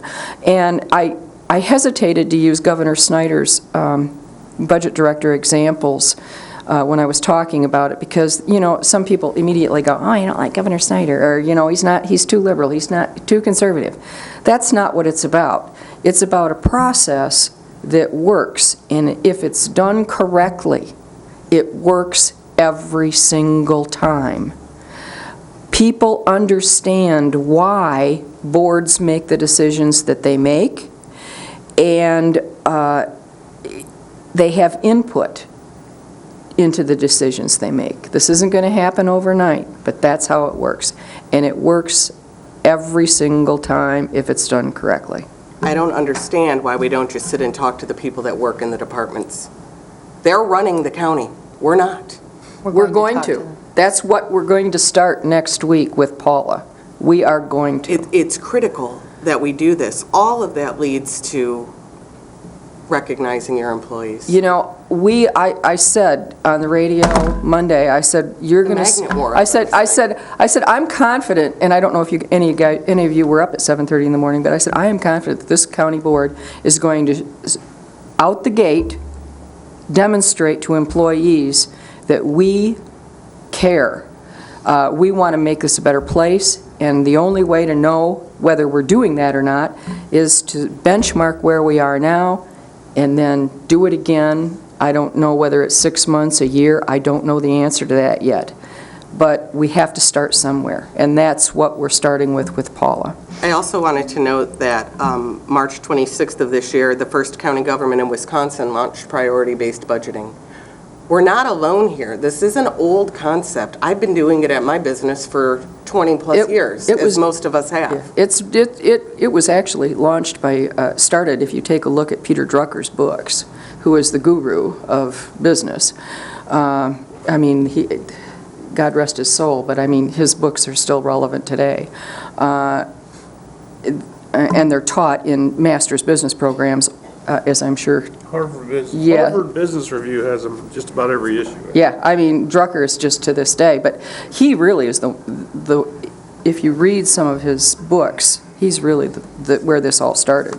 There should be a profound excitement by everybody just for the idea that we're willing to take a look, to start acknowledging the people that I think have been ignored. I think some of the citizens feel ignored by their government, by their representatives. I think some of the staff feels ignored. But the thing that saddens me the most is when I hear a staff member tell me they were afraid to talk to me. They were told not to talk to me. I work for them. I work for 90,000 people. Each and every one of them can talk to me. I think that this process is going to fundamentally change our county, and I'm sure I will be quoted on that, and then it'll be changed in some way. But I believe that it's a good change. Dan? Yeah, this is a journey, and it's exciting, and it'll take time to do right, and I am very excited about working with and learning from employees, but also the other half of it is we're going to reach out to the citizens and find out what are their priorities, what do they want from us, and then we have to find out ways to measure and manage, are we meeting their expectations, and how can we prove that to ourselves? So this is, I'm very excited about it. And I don't think our message is getting out. What boards are supposed to do is make broad, sweeping decisions. And this is it, folks. This is a great, big, broad, important, sweeping decision that can change the temperament of our county. And it's what we're supposed to be doing. This is what boards are supposed to do. Okay, if we have nothing new to talk about the I don't. administration I'm done. update, we've kind I'm of done. digressed, and I'm done. We've spoke a lot about, a lot of different things here, but I'm done. Administration update was the agenda item. So the gentleman from Community Mental Health has been very patient, sitting in the front row. I'd like to get to that portion of the discussion unless there's something else in regard to the administration that we need to deal with. Nope. Okay. The next item of business, the unfinished business, would be Northern Lakes Community Mental Health. We have their director here this evening, and someone want to talk about where we'd like to start this discussion? Sunny? Carol? I would like to start this discussion. Because I am the board member on Northern Lakes Community Mental Health for Grand Traverse County. I had a meeting with Carl Kovacs yesterday.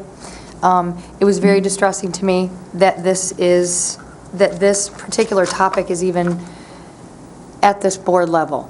And I don't even know where to start here. The basic problem that we have here is that there are services that an agreement that we have with Northern Lakes Community Mental Health states they are to provide for the inmates in our jail. And the inmates in our jail are not being totally serviced by them at the time. But there seems to have been a communication breakdown between Northern Lakes Community Mental Health and the jail administration, as far as I can tell. We need some time here to try to figure out exactly the gap in service that we have, what needs to be provided, why those things aren't being provided. I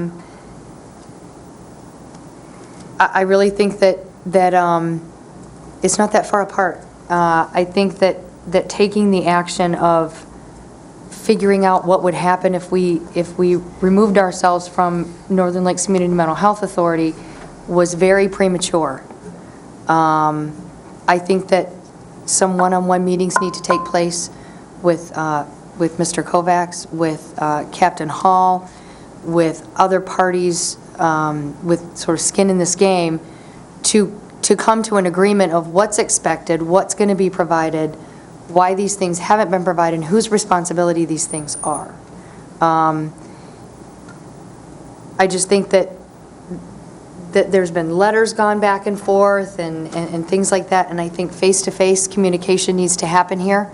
I need time to ask other counties what Northern Lakes Community Mental Health provides to their inmates in their jails.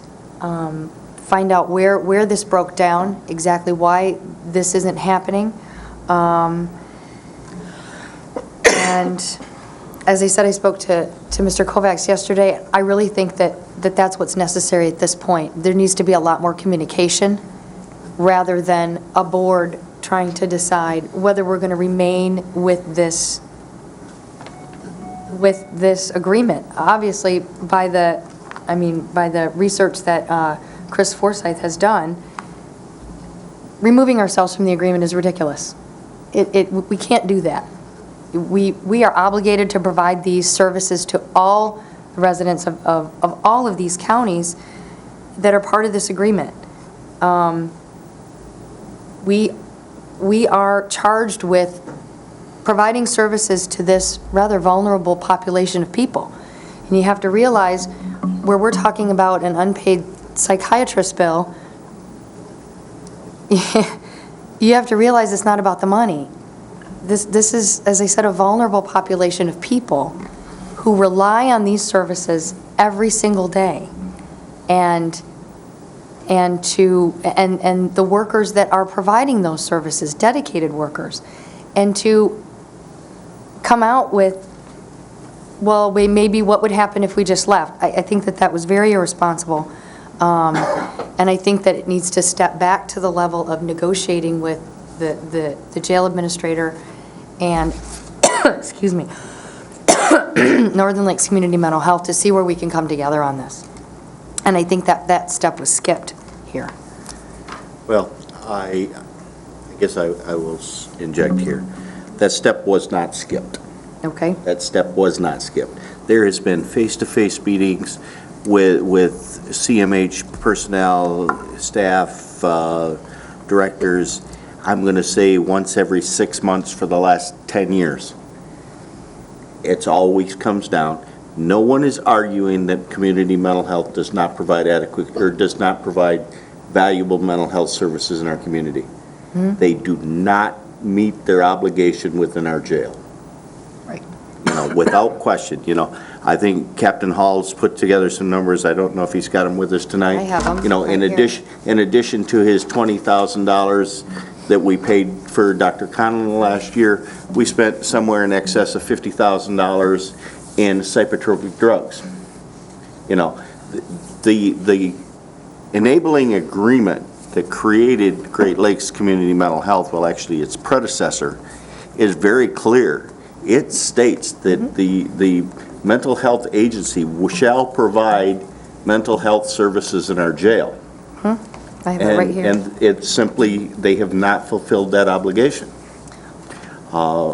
Chris, and then I'll let Captain Hall speak. Thanks. I'm sorry to interject, but I wanted to be absolutely clear that when I asked for this to come before us, I was not suggesting that we immediately or that I was not suggesting we discontinue our services with community mental health. What I wanted to know was, could we go elsewhere, and what are the ramifications if we did? And that is what the prosecutor gave us, civil counsel gave us, and I thank you very much for that.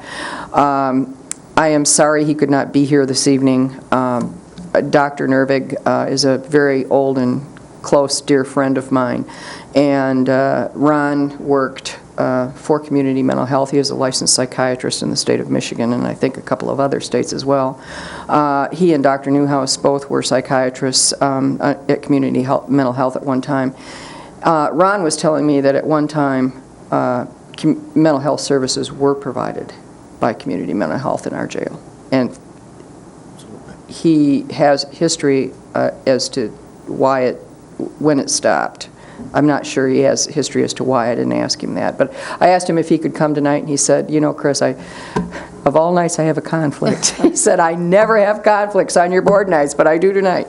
So I'm sorry he wasn't here, but I just wanted to share that, and that's it.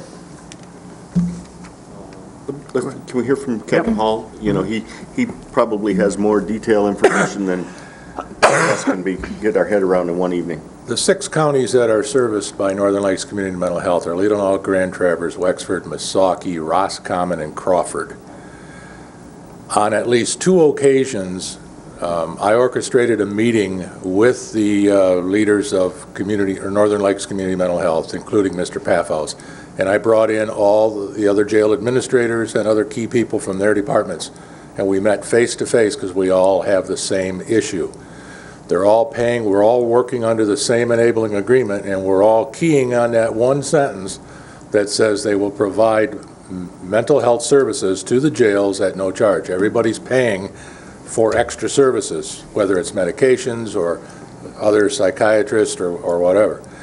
When we've run into problems, we used to have, mental health used to provide us a psychiatrist. They would come into the jail and deal with our inmates.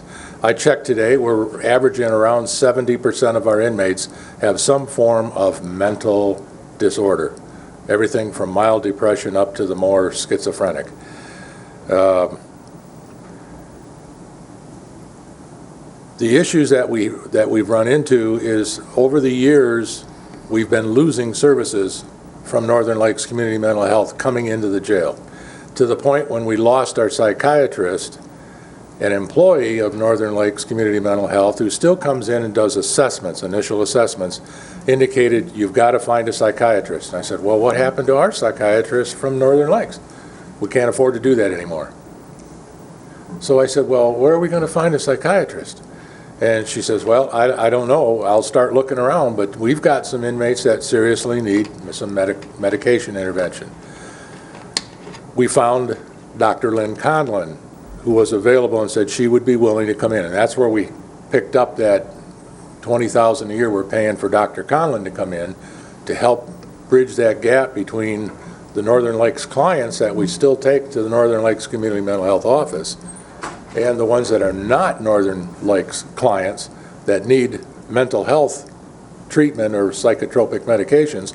Dr. Conlon prescribes those and does follow-up assessments on those. Throughout the years, we've gone back and forth with Northern Lakes on many occasions trying to see what we can do to enhance the service so we can get the benefit of their psychiatrists or their medications or whatever. And we've always hung our hat on that enabling agreement that said we can have that service at no charge. We've had it reviewed by our prosecutor who says it means that Northern Lakes is supposed to do that, but Northern Lakes says, no, we're not going to do that. So, meanwhile, I've got inmates that need that. So I've gone out and reached out, and we've found ways to make that happen, and it's being paid for by the general fund as far as the medications and the psychiatrist. I don't know where we're headed with that other than we have an issue that I brought up because Dr. Conlon leaves next year, and I no longer have her services available. This has got to get worked out somehow. Yes. It does. We have two, and sorry I had to step out just a second, but I'm pretty sure I knew what Bob's conversation was going to be. We have two different enabling documents here that always get into this conflict. We have our enabling document that states that community mental health will provide services in our jail at no cost. We also have an Attorney General's opinion by Mike Cox that said those services can be provided in the jail, but the counties are responsible for the cost. That's correct. So we have absolutely contradictory information. You know, the Attorney General's opinion overall throughout the state was that community mental health organizations will provide service in the jail, but the county is responsible to the cost. But the enabling documents that created Great Lakes Community Mental Health promises that for those 6 counties that bound together to create this agency, that the services would be provided within their jail by that mental health organization at no cost to the counties. So that's where the conflict always comes back. We run it back and forth. It always comes down to money. You know, we talk about it's not money, but it always comes down to money. The fact is, the enabling documents that we believe that we have in place that were signed in Grand Traverse County says that community mental health services will be provided in our jail at no cost to the county. We're not meeting the need, you know, and unfortunately, the other piece that community mental health talks about is they talk about providing services to their clients. Well, their clients are not the only individuals within this community or residents of our jail that are in need of mental health services. So we still have to figure out some way to meet those needs over and above their so-called client list. You know, we've historically, we've looked at people in the jail where the staff has requested mental health evaluations.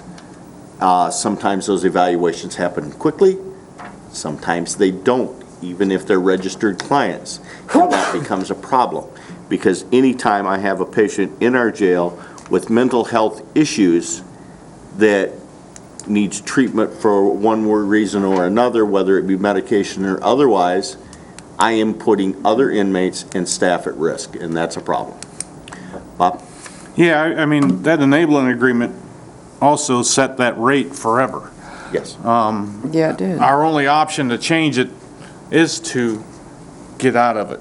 And maybe, I mean, I wasn't ready tonight to vote on this anyway, but I think what this has done is started to open the door for a little more discussion. But I will go on record saying that I will vote to do away with this if that's what needs to be done. We'll have a year, it's a year notification, and then come up with a better plan, something that allows us to have the flexibility of if it costs us $50,000 a year, to deduct that from what we're paying them. I mean, I agree that I think they're supposed to be responsible for it. They've been fighting this for years, from what I understand, so I think we need to make some type of headway one way or the other. But, you know, I go and notice it. I will have no qualms, I guess, about, I know it's going to be impactful, but you would have a year to make other plans on maybe reorganizing that some way that's more beneficial. So. Okay. But, go ahead. Go ahead, Carol. You're also deciding that the other 5 counties also have to do that. If you move us, it dissolves the whole Yeah. thing. Oh, yeah, I know. So Yeah. you're making decisions. We're the big for- payer right now anyway. Well, but you're also making decisions You know? for other counties, so. But they're all they have the same issues, so. They share the same issues. I don't know to what extent they're willing to drop the... So, it sounds like we're all in the same boat, to me.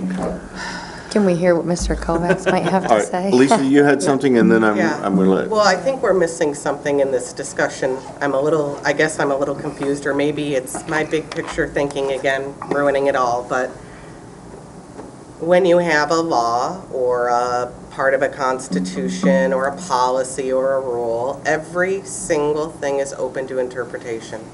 There is 2 sides to every single law that's written. Some people make a living off of doing it. We all look at Grace. And the process that we go through is we go to some sort of mediator, arbiter, a judge, or whatever, And that's to not- have them give us an official opinion.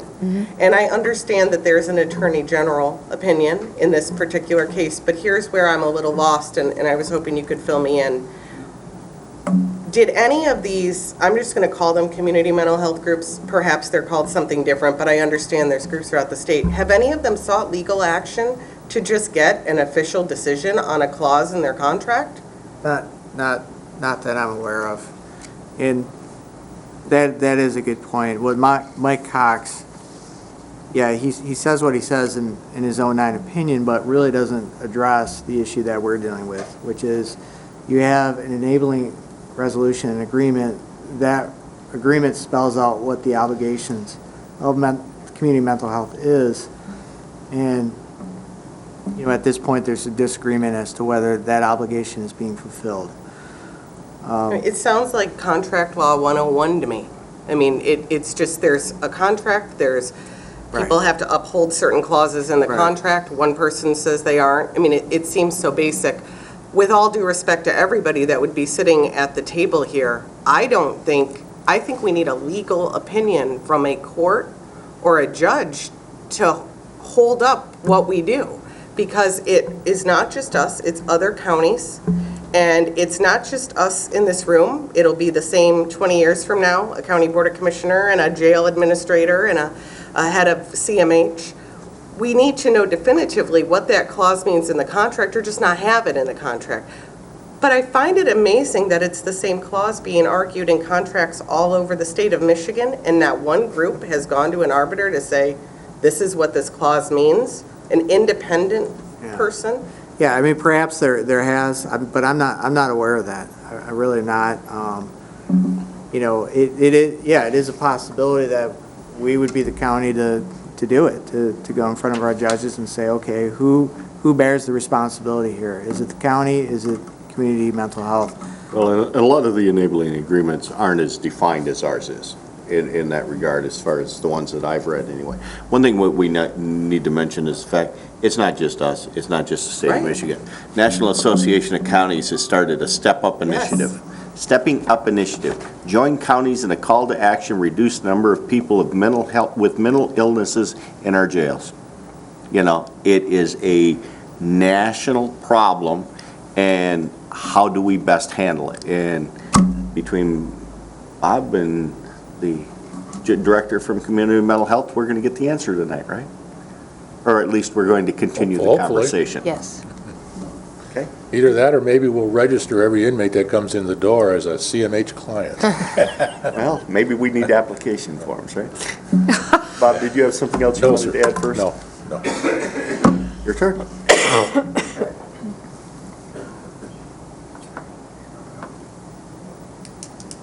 Thank you. I appreciate the opportunity to discuss this. I have to say I was surprised when I realized and found out that at your Ways and Means Committee meeting that you had this long discussion about this issue. And I had no idea until I saw the video that discussion was going on.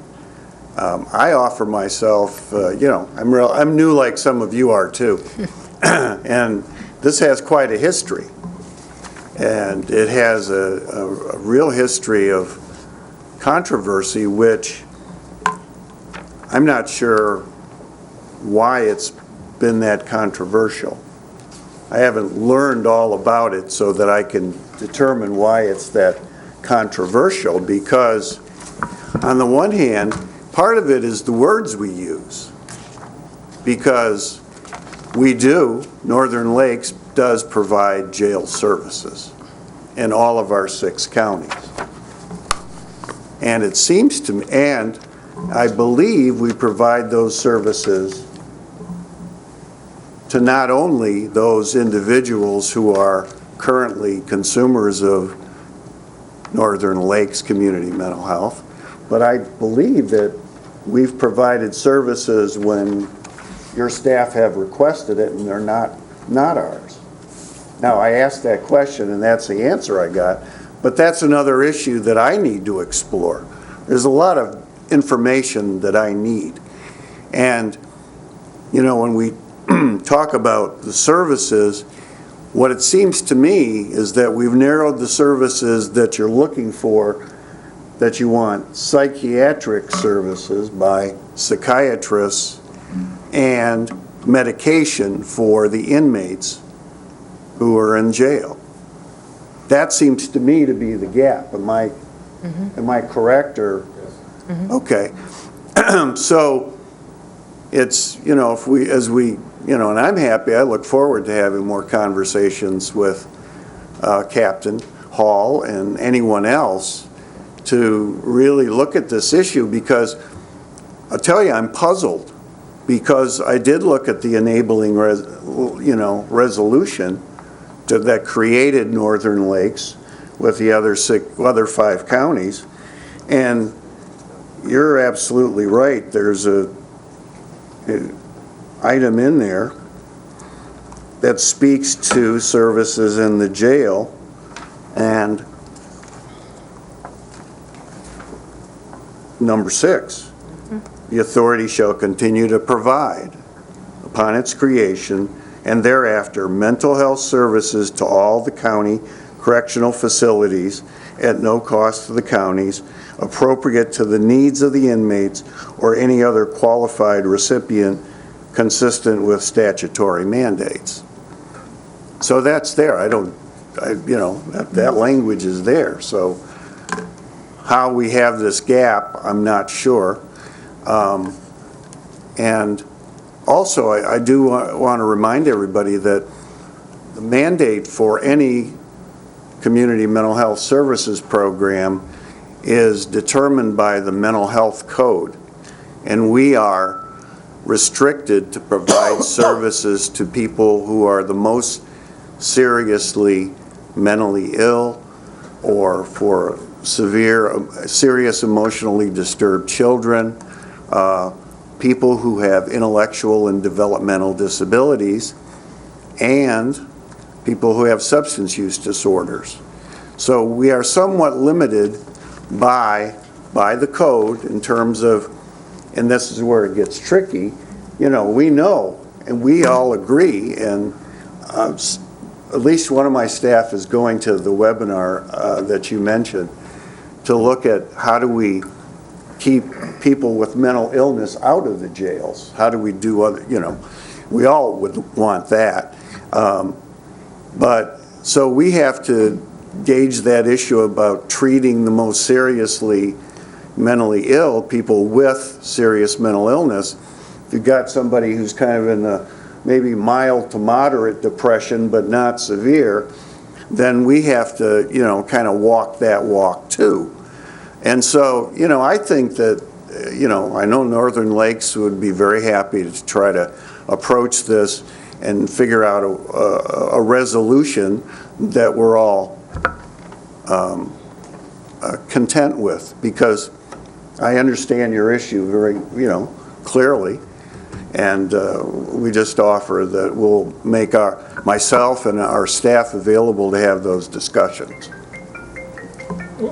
I think my time's up. No. You're absolutely fine, and the conversation needs to continue. Yes. But I think the one thing that's, at least in my mind, and, I'm not speaking for Captain Hall or Lieutenant Ritter at all, but I think one of our problems, at least from what I see, is our inability, if you will, to assess the level of needs of those people as they come into the jail. Mm-hmm. In the past, we had a person there 40 hours a week, basically. Mm-hmm. And now we're lucky if we're getting, 10, 12, maybe 15 hours, maybe on a good week.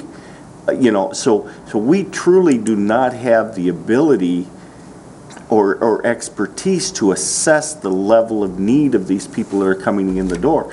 We don't even know on most occasions whether that person is a registered client of community mental health. Mm-hmm. All we know is they came in the back of a patrol car and they're not acting appropriately, but we have them in our jail. Now, what do we do with them? So it's a huge problem for us. And we've had this discussion multiple times over the last 15 years that I've sat here anyway. And there's just,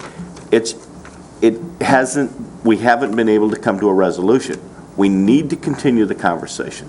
I don't think any of us want to walk away from community mental health. Great. But we simply need to address this very critical need that we have of evaluating and treating individuals with mental health issues in our jail. I think, if it was an ideal world, I'd have someone available to assess that person at the booking desk and say, no, that person shouldn't be in jail, they should be in treatment over here. But we tore down the state hospitals and closed the doors a number of years ago, and we don't have the ability to revert to that. But the fact is, we're bringing people into our jail on a very regular basis that probably shouldn't be housed in our jail. They should be being treated some other way. And we are not only failing the other inmates in the jail and the safety of our offices, but we're failing those individuals also. And we have to find a way to better do that.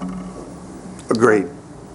Carol? I do, and right on that note, I have, this is the Sheriff's Office, the Corrections Division Annual Report for 2014, and it says that Dr. Conlon completed all initial evaluations.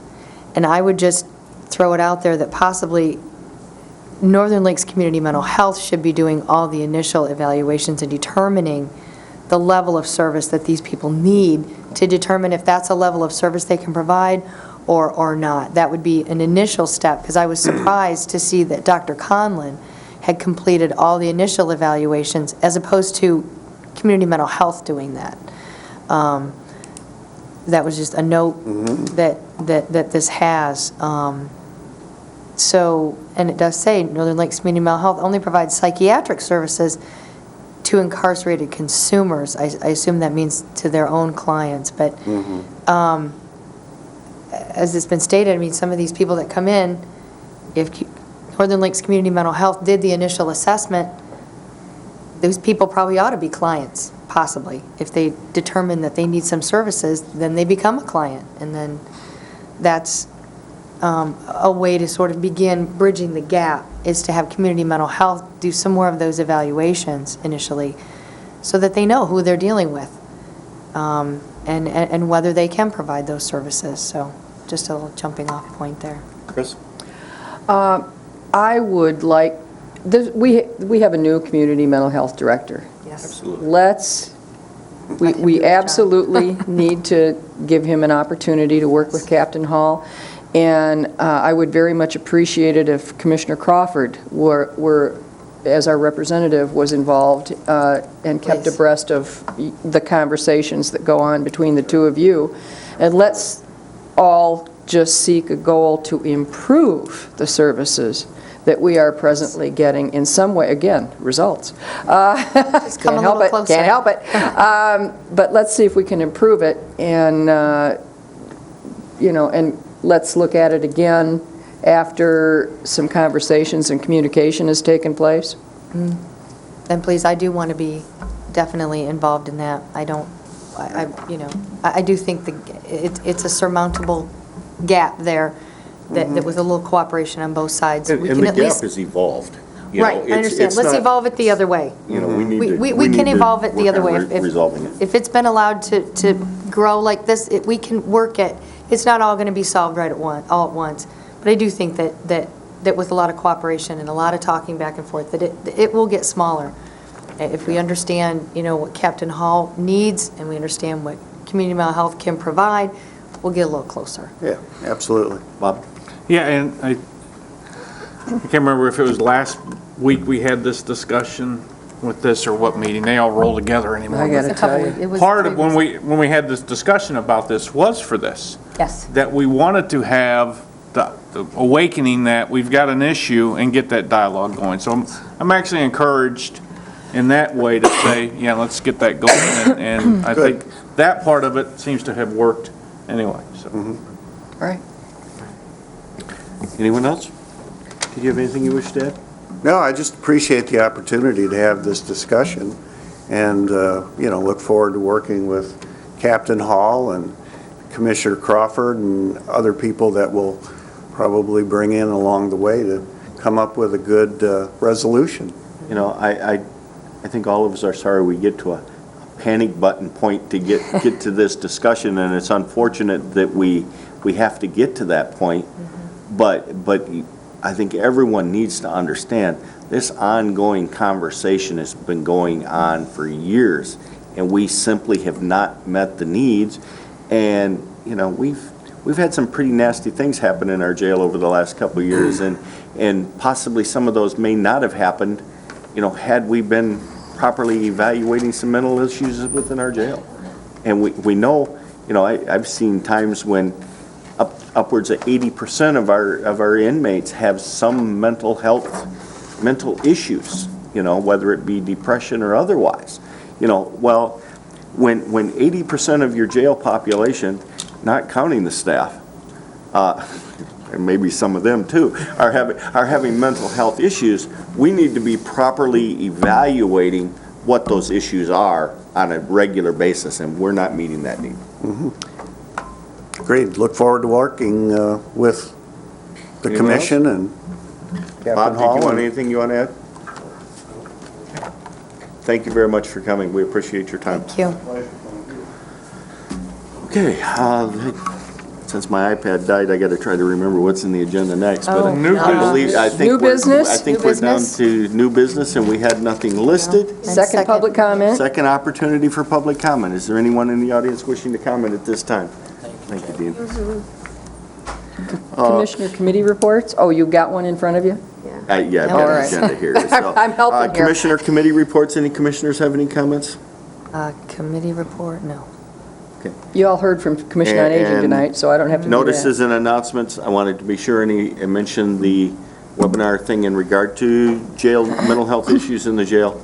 I'm hoping to figure out a way that I can find a way to put that into my schedule, but we'll Sonny, see what I've we got can do. something. Got some Okay, announcements, too. and Chris? I'm sorry, did you ask for a second public comment? Yes. Okay. Yes. We did. We did.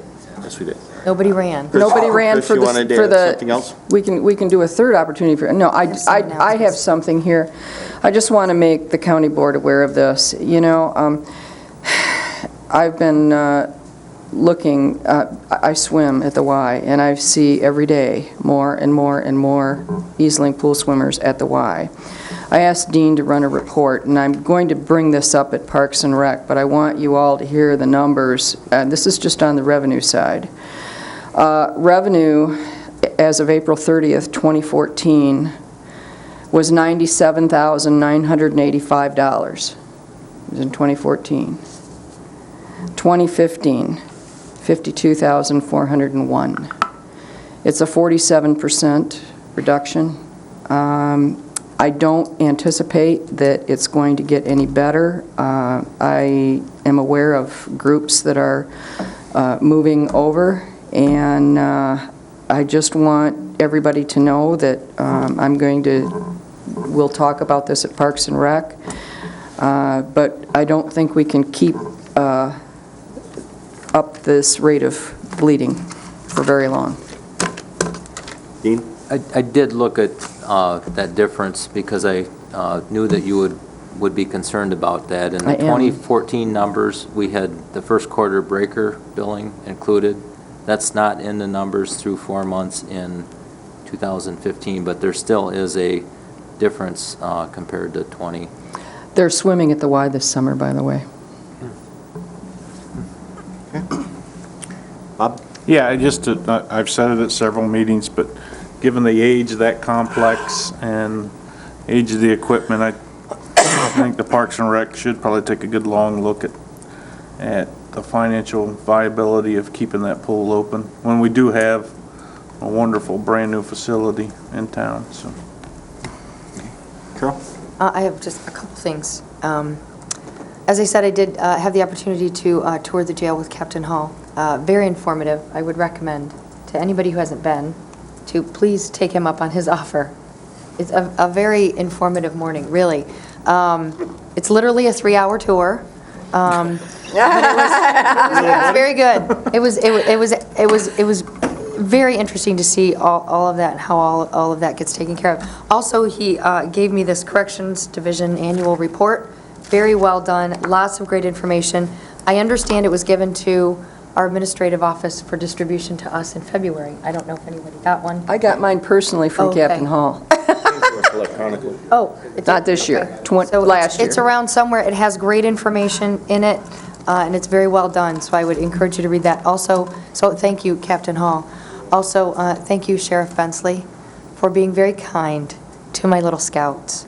The sheriff gave my son's Cub Scout pack the opportunity to go to the warehouse where they keep the trucks, the dive van, the boats, the jets, the snowmobiles and everything, and they were just wide-eyed and very interested in how many ways the sheriff's department does their job. And he was very patient with all their little questions, so thank you very much. I will be going to the GFOA conference, and I am going Friday, May 29th, and I would like someone to fill in for me at the Pavilions meeting at 9 o'clock on May 29th. I will be with you. You will be with me. If anyone would be interested in going to that meeting in my place. What day is that? It's Friday, May 29th. I need a fill-in, At please. what time? At 9 in the morning. I missed the Pavilions meeting last month because we were all at a special meeting. Yes. So I couldn't get anybody to fill in. But I would really appreciate if somebody would step up and go to that for me. I can go if no one else really wants to go. I can do it either. You want to flip a coin? Well, I If also you- have... if you really okay, wanna wait. do it. I also need a fill-in for June 2nd in know. Acme Township. No, because Dan has to cancel patients Okay. Friday mornings. You work Friday mornings, don't you? Yeah, I do Friday morning. Okay, I'll do it. Okay, thank you. And also, I would like somebody to fill in for me at the June 2nd Acme Township meeting at 7 o'clock. It's a Tuesday night. If anybody has availability to do that. I will not be here. We won't be here. 3 of us will be You here. could also just send them a. June, I can send them a written report. June 2nd? June 2nd. I don't have all my calendars with me, so I can check on it. If you can, let me know. Do they meet at 7? 7 o'clock in Acme Township Hall. If you can't, let me know, and I'll send them a written report. I'd rather have a commissioner there. Okay, let me see what I can do. Thank you very Is much. this the time where we discuss the Wednesday, June 3rd Board of Commissioners Public Health and Safety Committee? I will not be flying back to Traverse City until, I believe, midnight that night. I think I'm on that I won't similar be- flight. I'm I driving, believe so we Dean know will I be with won't be us as back. well. Yeah, So Chris support Chris you guys. mentioned to me earlier that some of you would be out of town. I believe there's still a quorum of them here. So, I will handle it just like I did last month. Depending on what the agenda looks like on Thursday before the meeting, we'll make a determination of whether or not we're going to hold a public health and safety meeting.